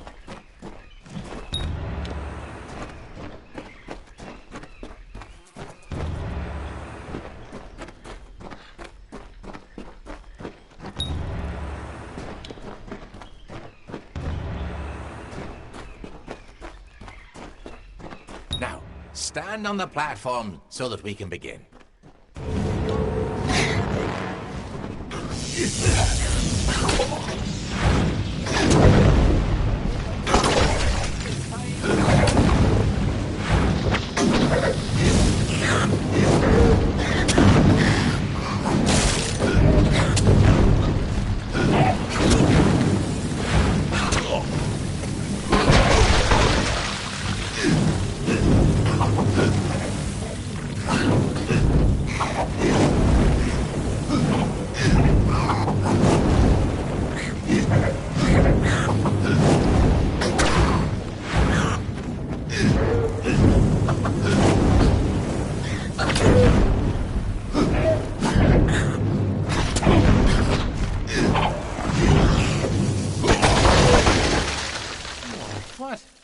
Why do you remain? That's not how the ceremony goes. You were supposed to give yourself to the sprites, as Bodril always did. Instead, look at them. You've killed them all. Well, of course they were. What else would they be? So lovely they're flowering. Had they lived, they would have spread through vale and hill a lustrous fluttering of wings and tails and claws.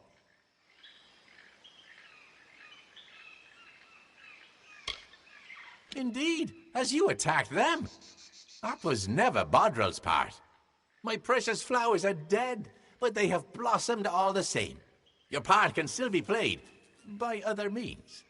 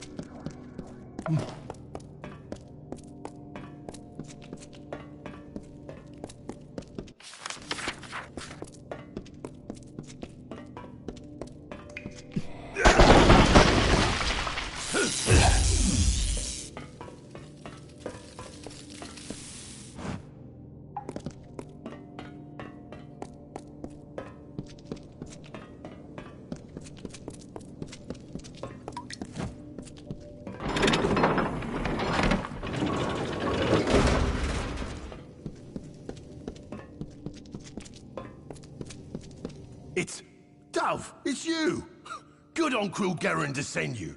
I was worried the Hierophant might get away after all. Managed to get into a pretty good spot here. Ain't getting gutted just yet, so I'd be obliged to get me out before that comes. Gnomes always seem friendly enough, but these Praetorians ain't messing around. They'll kill anyone that gets in their way. It must be something to do with this book. It's gotta be something important, like getting me out of here. Oh, you mean the beloved guide of the travellers? More like the pompous despot what got me locked in here. The Hierophant's will is what got me locked in here. I'd love to tell you more, after you get me out. I was set up. The Hierophant set me here to steal an old book, The Missives of Sable, from some Jotun. Sounded easy enough, but I was ambushed by a troop of gnomish praetorians searching for the missives. They want that book, Dove, and they'll kill both of us for interfering. Steal the cell key, or pick the lock and get my tools, and I can sneak out. Or you could beat the gnomes to the missives, and bargain our way to freedom. Well, it's what everyone here came for, isn't it? Some bloody old tome. But it must be real valuable to cause all this. Thing is, neither the gnomes or I got it, which means it's deeper in the stronghold, with the Jotun. Find it, and we can buy our way out. It's an assortment of tools I use when I pull jobs. No good traveller steals his living without the tools of the trade. Since these gnomes are on such high alert, I'll need them tools to escape from here, if I'm to have a head at the end of this. I can't just walk out, so you'll have to recover my tools. Bust the lock, or steal the key to open the cell. Or, if you can get to the Missives of Sable, the book both the gnomes and I came for, you could bargain our way to freedom. Hurry.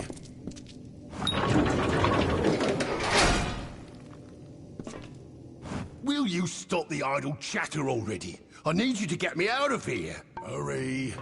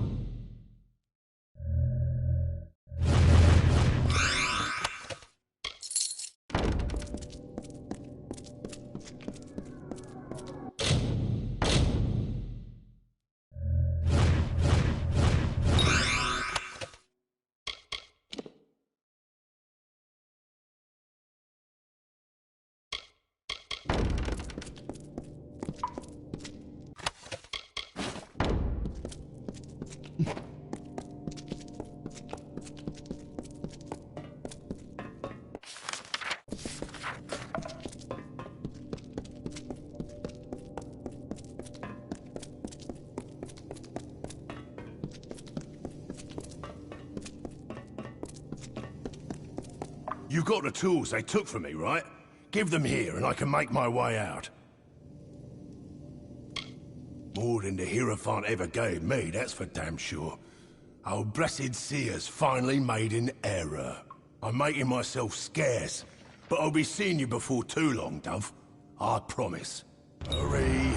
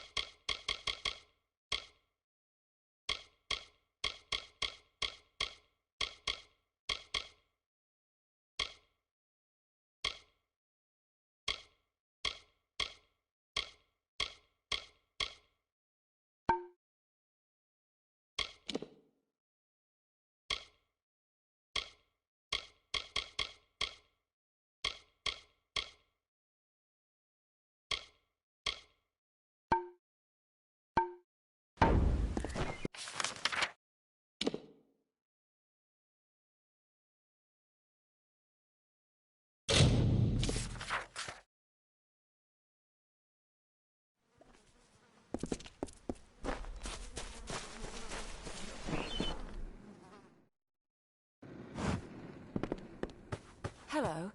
What do you need today?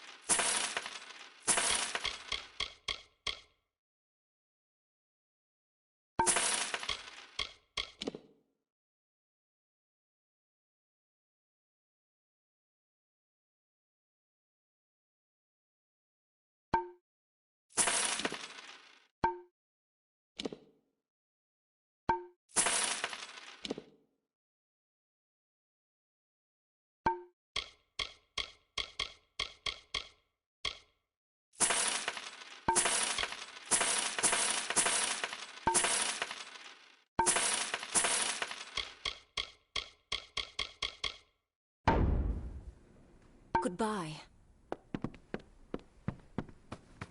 Yes? What do you need? So long.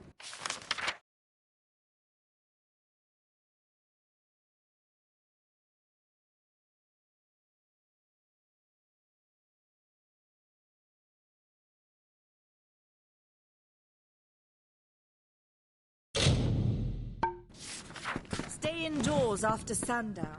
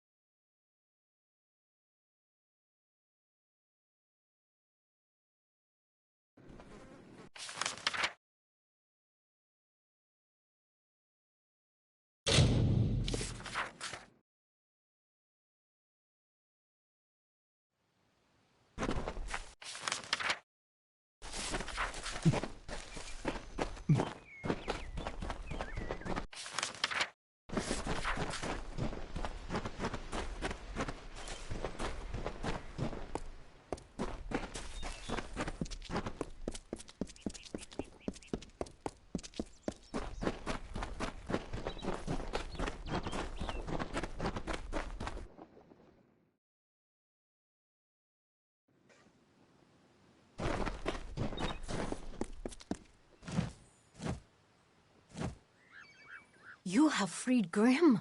That was well done of you. I heard that he is now on a mission of his own, but I know not where. I wish him well. But his accusations of the Hierophant's betrayal are disconcerting. Would the Hierophant truly go so far to quell one voice of dissension? Your jobs here are finished. It is time you go to Moon Camp in the plains of Erethel. The leader of that camp, Irian Tal, will have work waiting. May the wind be at your back.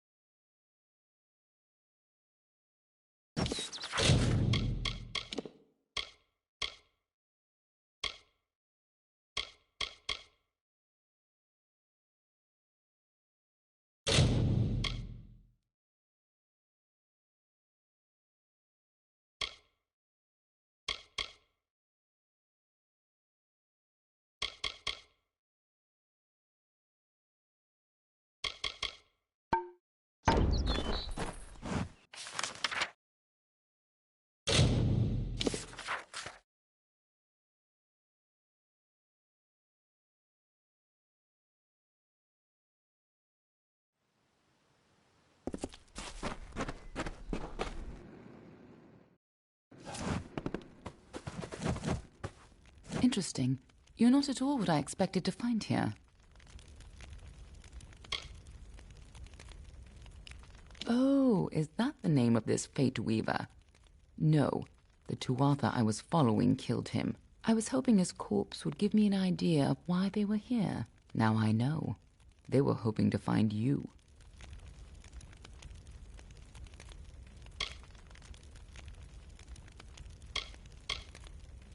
You have no idea who I am, do you? This is starting to make sense. But no time for introductions now. The Tuatha are still on the move. I'm certain that we'll see one another again soon. Be on your way.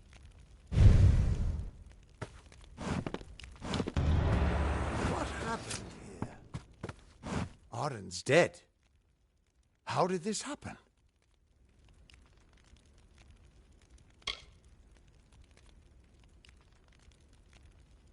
Why would they have come here? Why kill a harmless old Fate Weaver? They couldn't know that you were headed here.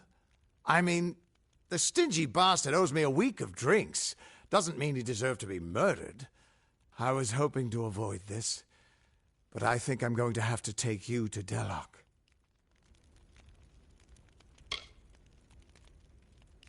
It's a sacred place to we Fate Weavers. Somewhere that I was hoping to avoid. I was hoping Arden could take you, but I guess it comes down to me.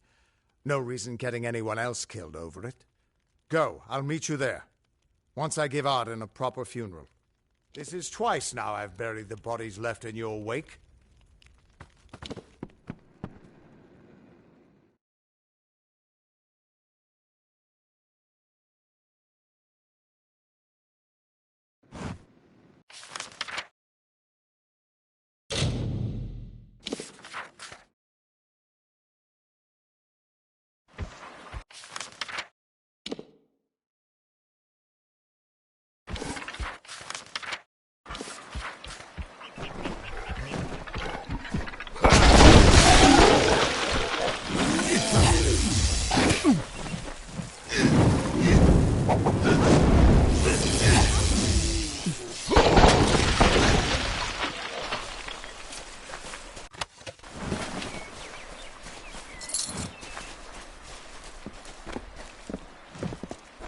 It's good you're here.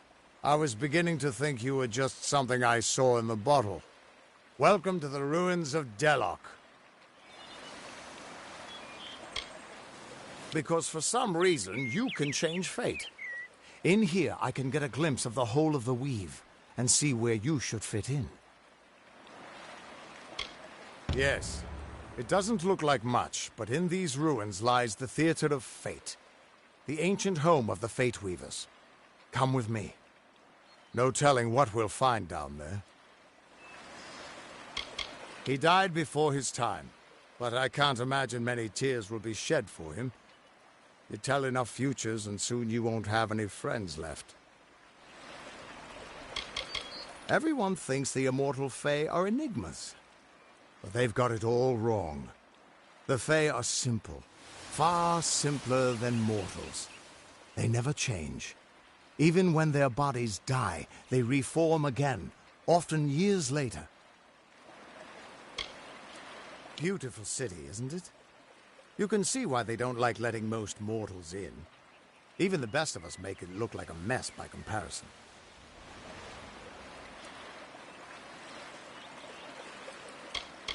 The Theater of Fate was once an Arathi stronghold. Mortals and immortals worked together to build a site of total understanding. Since then, it's been lost, rediscovered, and abandoned all over again. Mortals can't stand the knowledge, and immortals simply don't care. Ah, the warm and welcoming Fae of the Summer Court. They were the ones who welcomed man, Alpha, and Gnome into the Faelands. You'd hardly realize the Tuatha are the same sort of creature. The Niskaru are hideous creatures of chaos and corruption.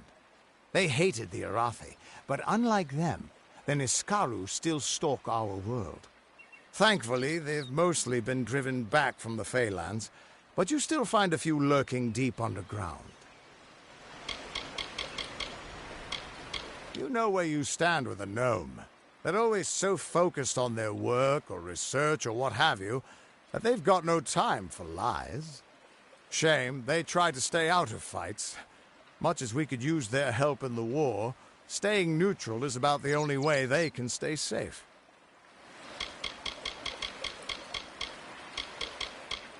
It's the ruins of the Theatre of Fate. This is where the first Fate Weavers learned how to read the weave. They left their wisdom behind in the Destiny Stone. I'm hoping that the stone will tell me who you are. In we go.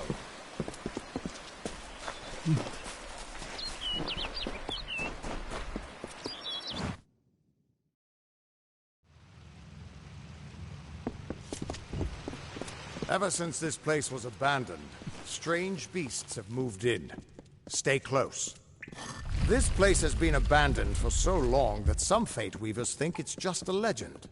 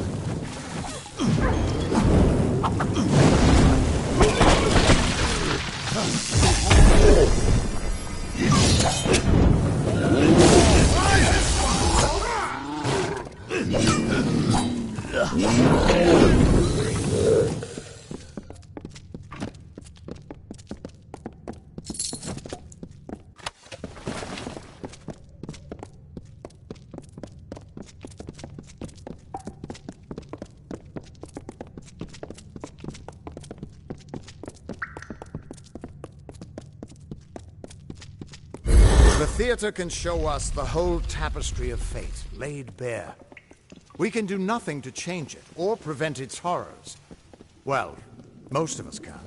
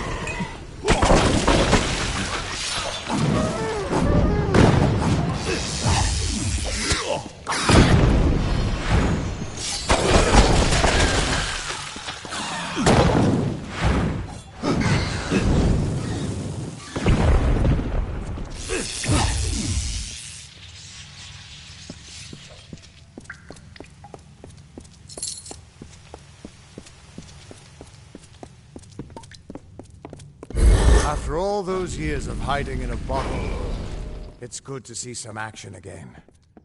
If only one last time.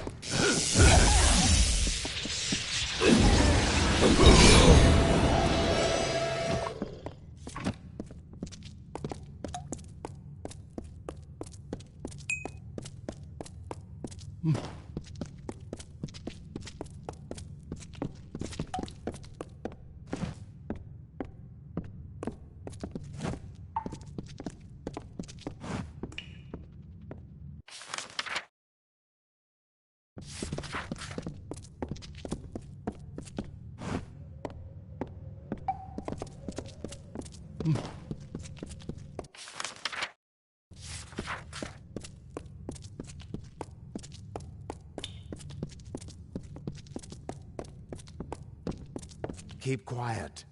We aren't safe here.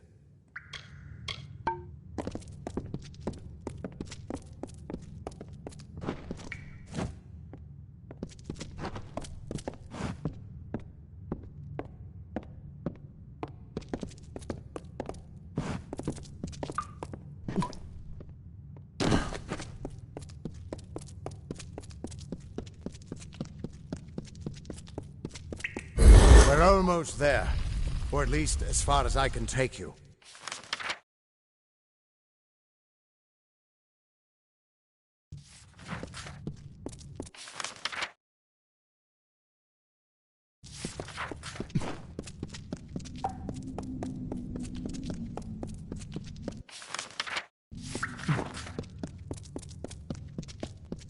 I've seen this. This moment. I'm sorry, my friend. This is as far as I can take you.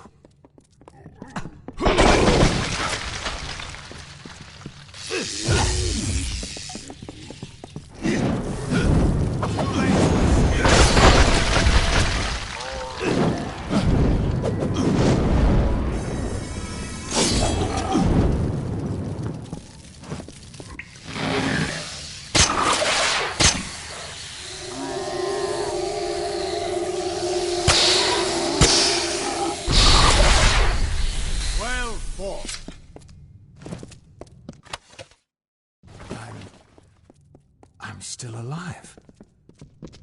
He was supposed to... Do you have any idea what you've done? What sort of power you're playing with? You absorbed everything he was, everything he would do. You changed the weave of destiny itself. Because of you, there are deeds he won't do. Children of his that won't be born. Victims that won't die when they were supposed to.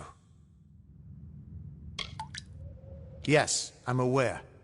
But there's still no telling what damage you could do if you aren't careful. You're much more dangerous than I thought. We need to get you to the Theater of Fate right away.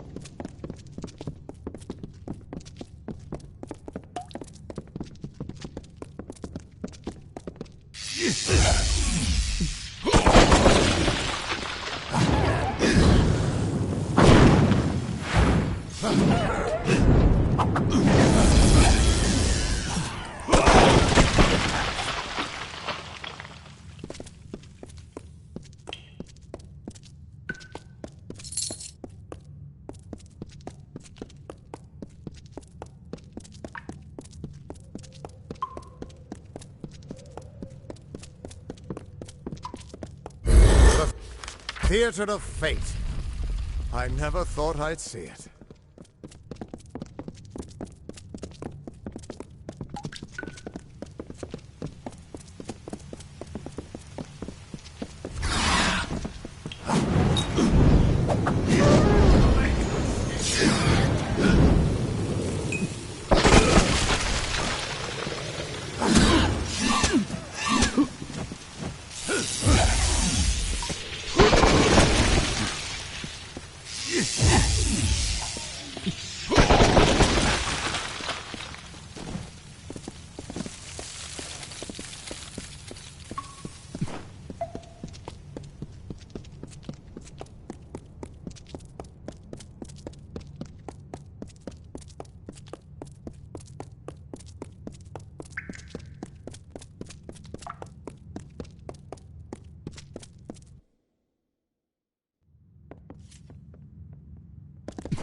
We Fate Weavers never fully understood the power of this place.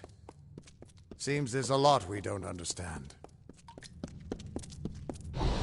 Stone? Gods, I should have brought another bottle.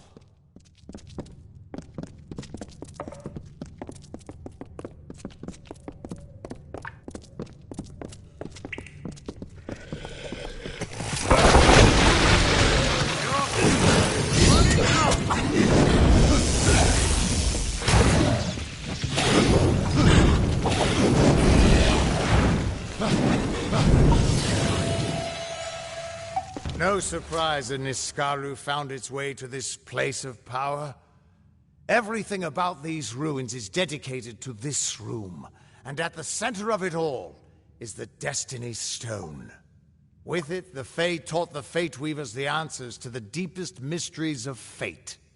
Put your hands on the stone, and maybe we can find answers to your own mysteries.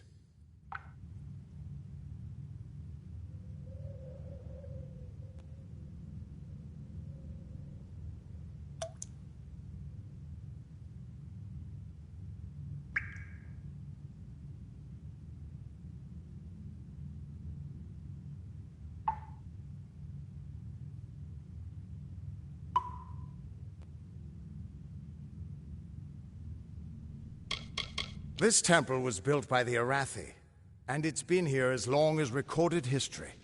But the Destiny Stone was made by the first Fate Weavers. The legends say that they drew on ageless wisdom to build the stone.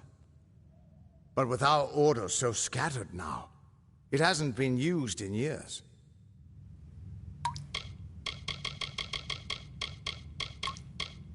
Just put your hand on the Destiny Stone. It'll show me where you fit into the tapestry of fate.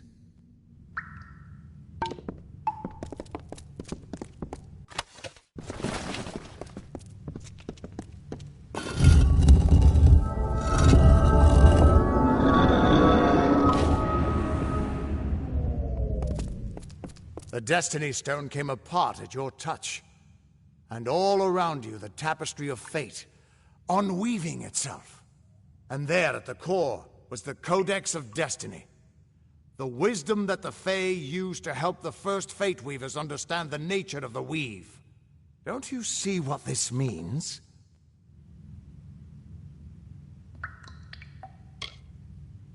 Yes, it is. And from what I can tell, you're the one changing it. With every breath, you're changing how lives begin and end.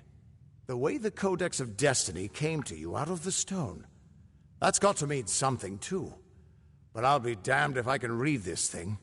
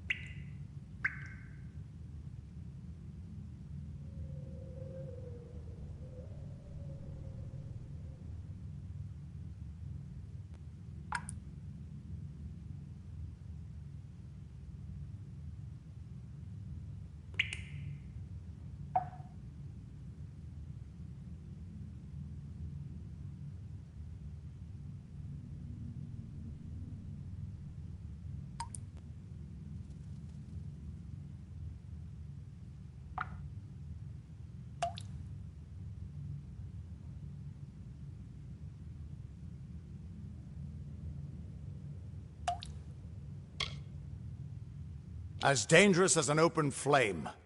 You could help people or destroy them entirely. When you get involved, there's no grand cosmic plan. Only freedom, and all the dangers that come with it. And that means I owe you, Wait. What's that? Purge the abomination! In the name of Godflaw!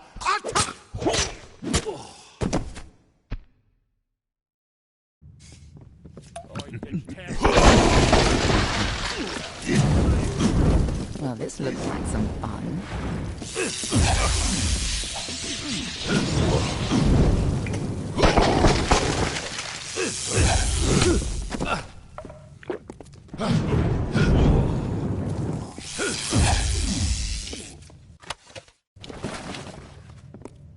Who are you? How do we know you're not working with the Tuatha? I don't care if you trust me. I'm much more interested in your friend here. I'm beginning to think that these Tuatha don't like you. Now, why do you think that might be? After all, someone who can change the fate of the world, who wouldn't want you? I'm not sure, but they're very well informed about your location. They came straight here from Didenhill, but they're not nearly as interesting as you. Especially now that they're dead. Now it's my turn. Why are you here? Ha! Knowing the future is for fools. Who reads the end of a book before it's time? Save your attention for the present. Like that codex you found? Our scholars thought those were all gone from the world. But you're just full of surprises. Good luck understanding it. That's Fey knowledge. They don't even have a written language. The stone is simply embedded with what they know, unseeable to mortals.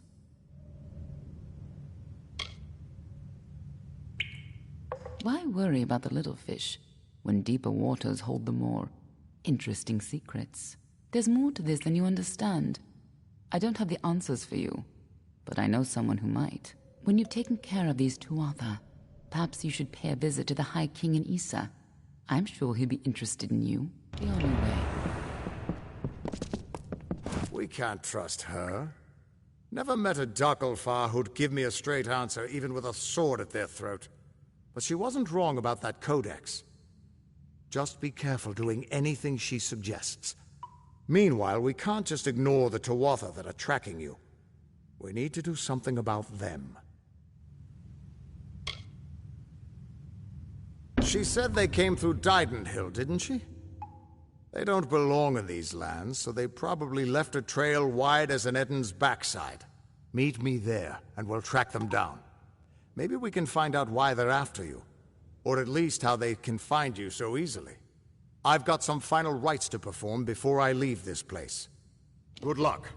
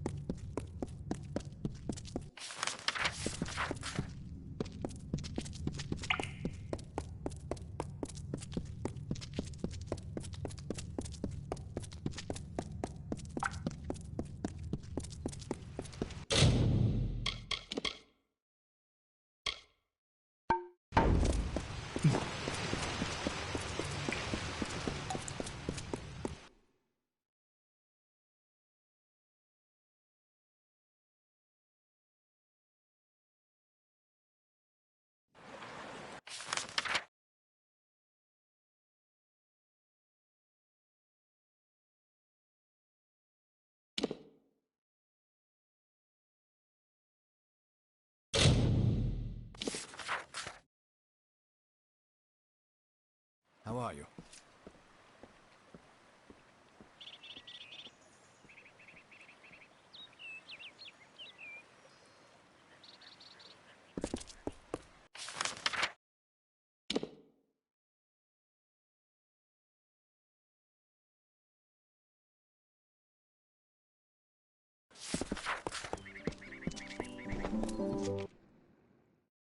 Ah, the castle. This tells me that your tavern will be a part of Loch Dyden for decades. It's your fault that I can't pay my tab, you know. I wasn't ever supposed to come back here in the first place. I've spent the last 20 years knowing what fate had in store for me. And then you... Damn it. I thought I had my life figured out. Not for a Fate Weaver, it isn't. But that's just the problem. When I was young, I thought I could overcome anything. Now, I know otherwise.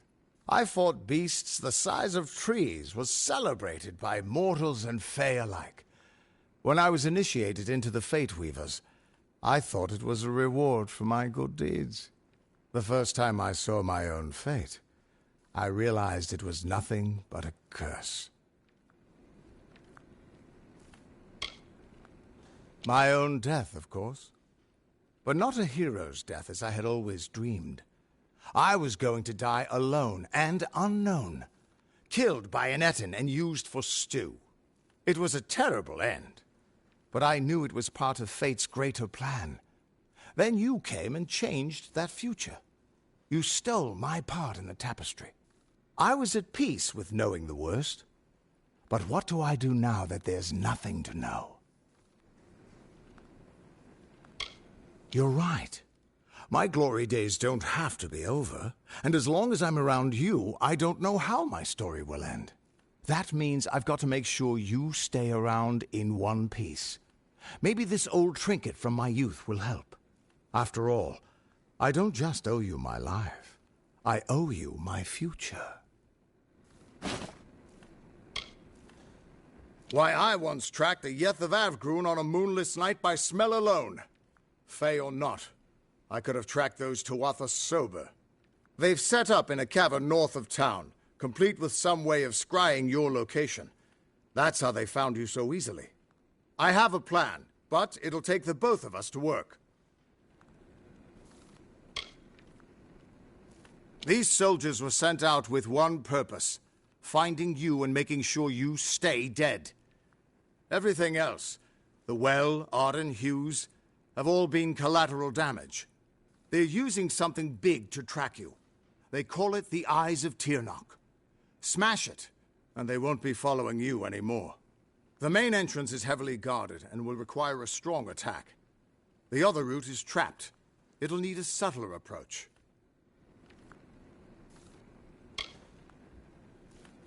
I don't have an answer for that. I can't imagine what about you made Gadflow send his troops across the continent. Straightforward and direct. A warrior after my own heart. I'll cover the back and make sure they can't escape to report back to whoever sent them here. Let's track down some trouble.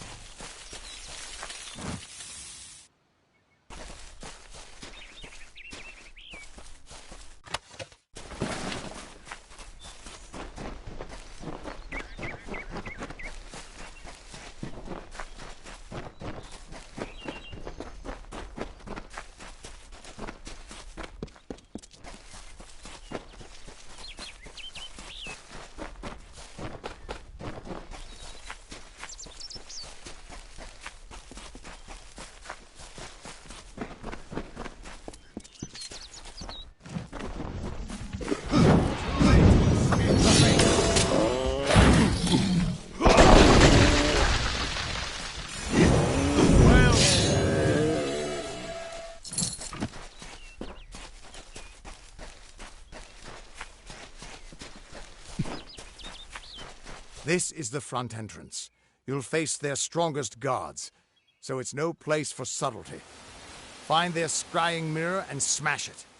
I'll slip in the back and make sure none of them escape. Thanks for giving an old man another chance. It's good to know I've got a future again. And even better not to know what it is.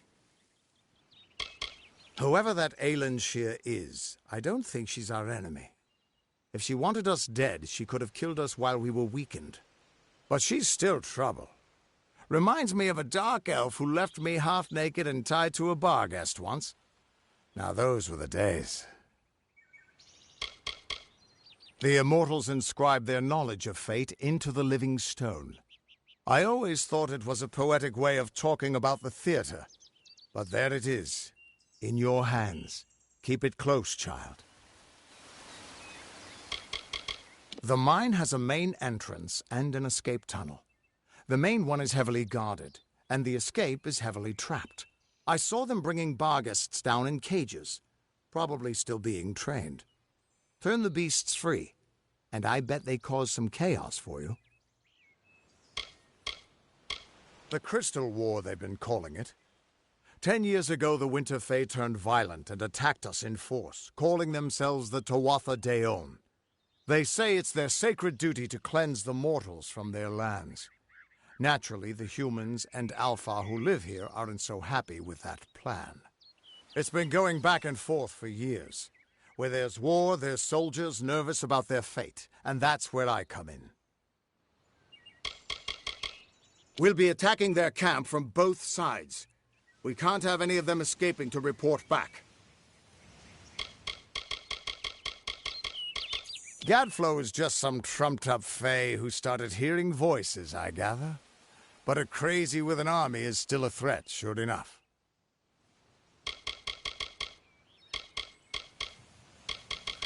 The eyes of Tirnoch are two immense Prismeer mirrors. Long as the Tuatha have them trained on you, they'll find you anywhere. The Destiny Stone showed us the tapestry of fate, but your power must have consumed it all. Everything except the wisdom at its core. The Codex of Destiny. Just go inside and find those scrying mirrors. Don't worry, I'll be coming along to help.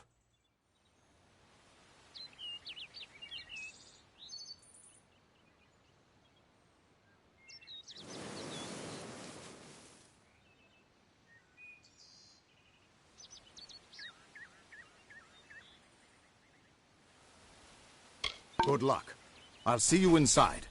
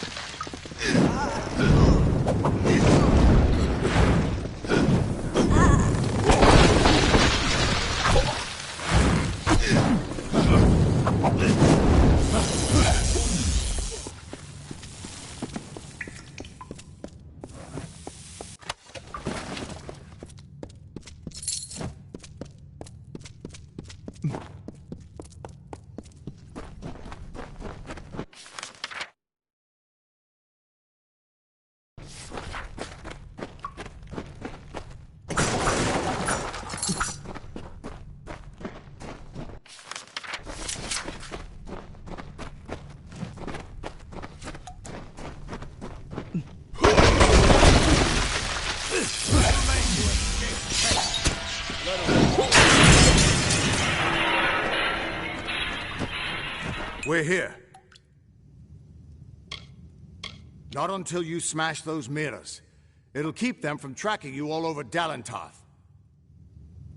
Good luck.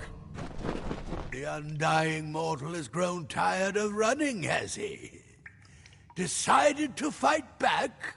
Can you tell me the difference between a creature of nature and a child of dust like yourself?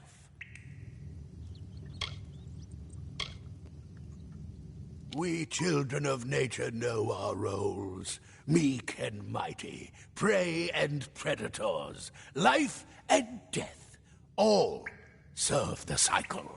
You children of dust do not know your place. You come into our land. You come to face your hunters. And you don't know when to die. You shall learn. In time, all mortals will know the might of Gadflow, blessed herald of the merciful Tyrnarch. All mortals end, even if some are more persistent than others. At least the Tuatha won't be able to track you so easily now. But it looks like you've got the personal attention of their king, Gadflow. If you were anyone else, I'd suggest you start running and not stop for a few years. But you might just have a chance.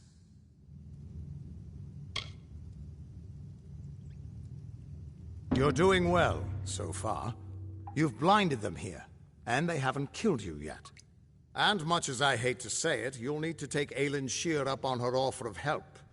The Codex of Destiny should hold some answers for you. For all I know, you've already met her in the House of Ballads. But it sounds like she's the only lead now. We should be able to get out this way.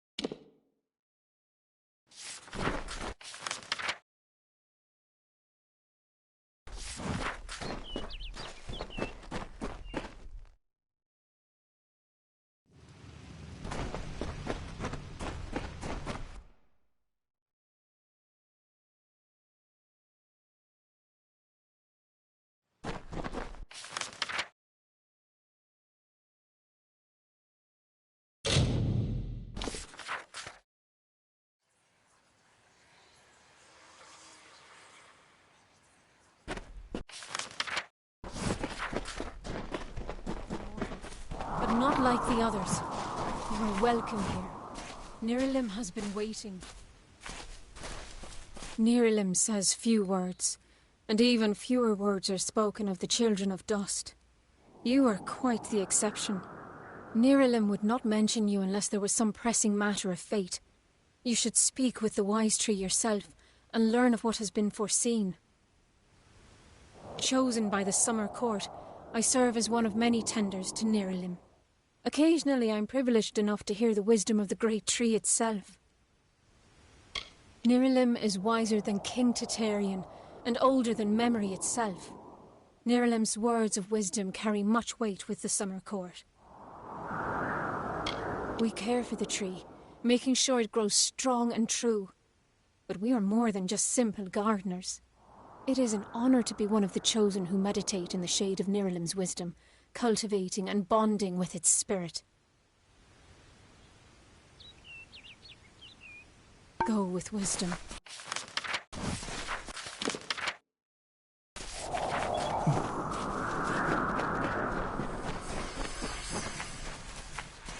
Nirilim was a sapling long ago, when Dallin...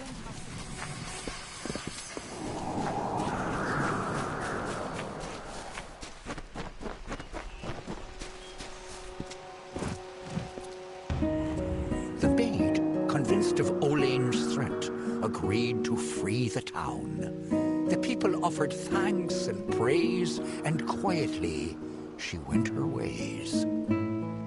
Once the ill were brought to health, and the villain had fallen by, good Olain returned to mortal ground, and gifted them with magic found.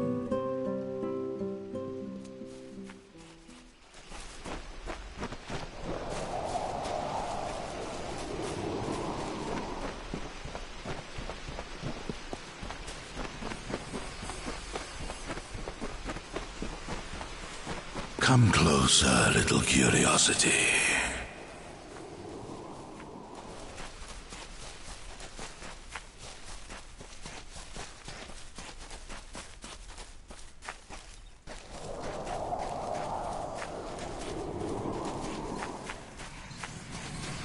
Here you are, at last. Rest beneath the World Tree's boughs, Quickling, and I may study you.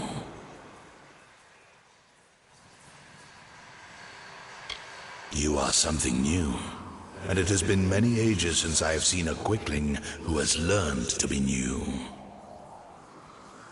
New things bring both wonder and danger.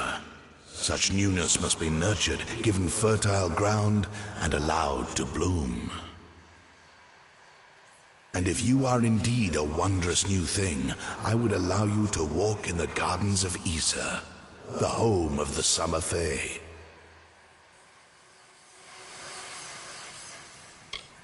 Look around you, and I am all that you can see. My roots spread across Dalantarth. My leaves read the winds from Frostbrine Coast to Alabastra. My family and I circle this world. We were saplings when your kind emerged from the dark, and we will grow with you until this world burns once again.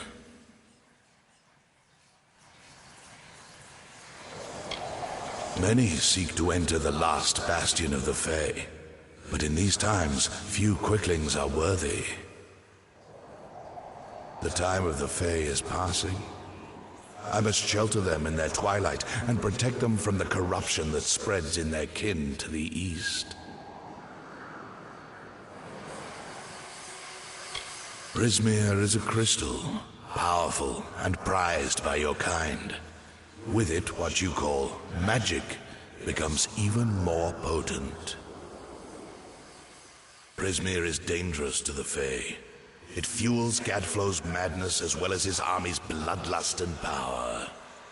Issa and the Summer Fae have been spared its touch. For now.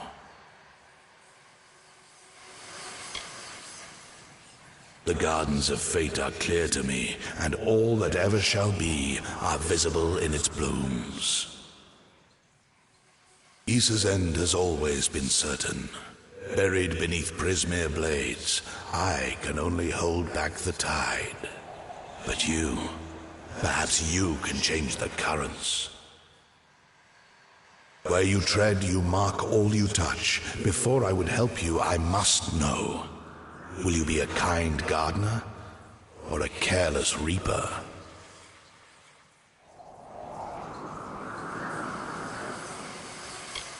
Like all quicklings, you are eager to act. I would rather see the method of your action. A tribe of trolls has been corrupted with Prismere. Their matriarch, Nash, has united the clans in the first step on the path of Dalantarth's demise. You can change this fate, but to what?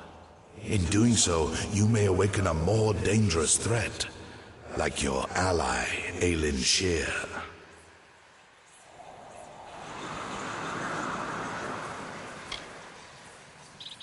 She walks a dark and tangled path. A path you once walked together before you died. But your path is your own now. Defeat Nash, remove the taint of Prismere. Then I shall see who you are, if not who you will become. Aelin Shear is a mystery and a simplicity. She is focused in a way few quicklings are. Her dedication is true, but I do not know the cause. Together you have walked dark paths beneath my boughs. You knew one another before your death, or thought you knew each other. Like the sun in the sky, they knew me when I was a sapling, and they will know me when I rot. But they will never know change, nor how to save themselves from their patterns. Only one Fae has ever truly changed, and he now leads an army to destroy your kind. The fates of quicklings are very simple. Growing, consuming, expanding, dying, and always rushing predictably along your paths. You are unique among them. You decide your own direction. But does that mean you will choose anything different? The last great Fae city, at once the birth of their dream, the throne of their great realm, and the deathbed of their kind. In thanks to High King Titarian, my boughs stand vigil over their city in their twilight.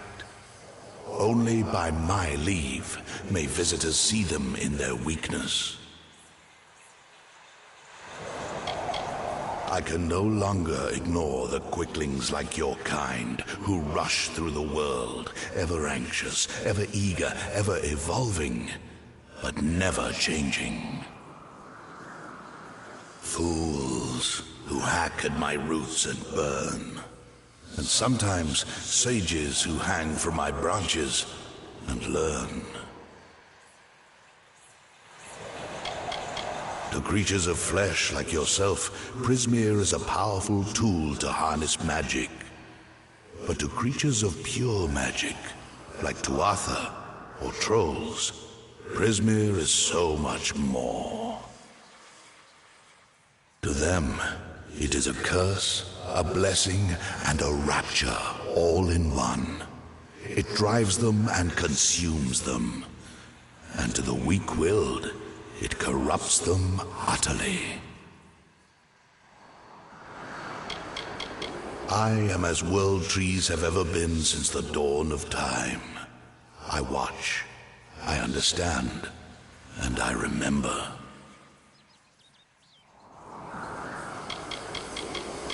The troll matriarch.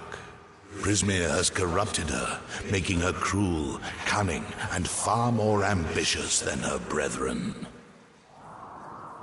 She bears the marks of the Tuatha, and she shares their murderous intent.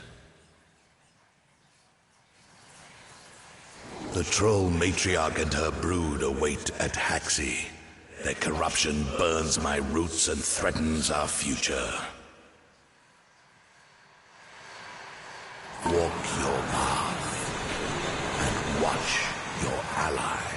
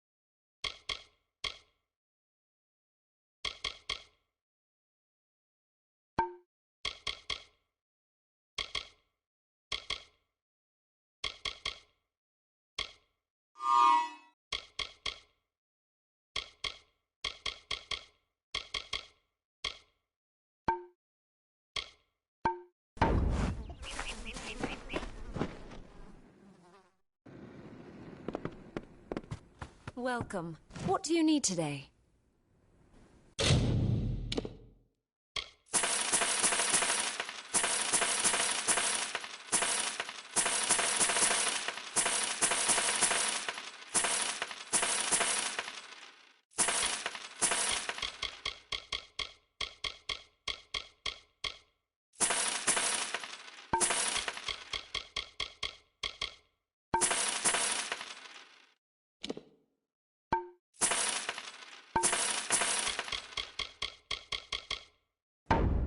Goodbye.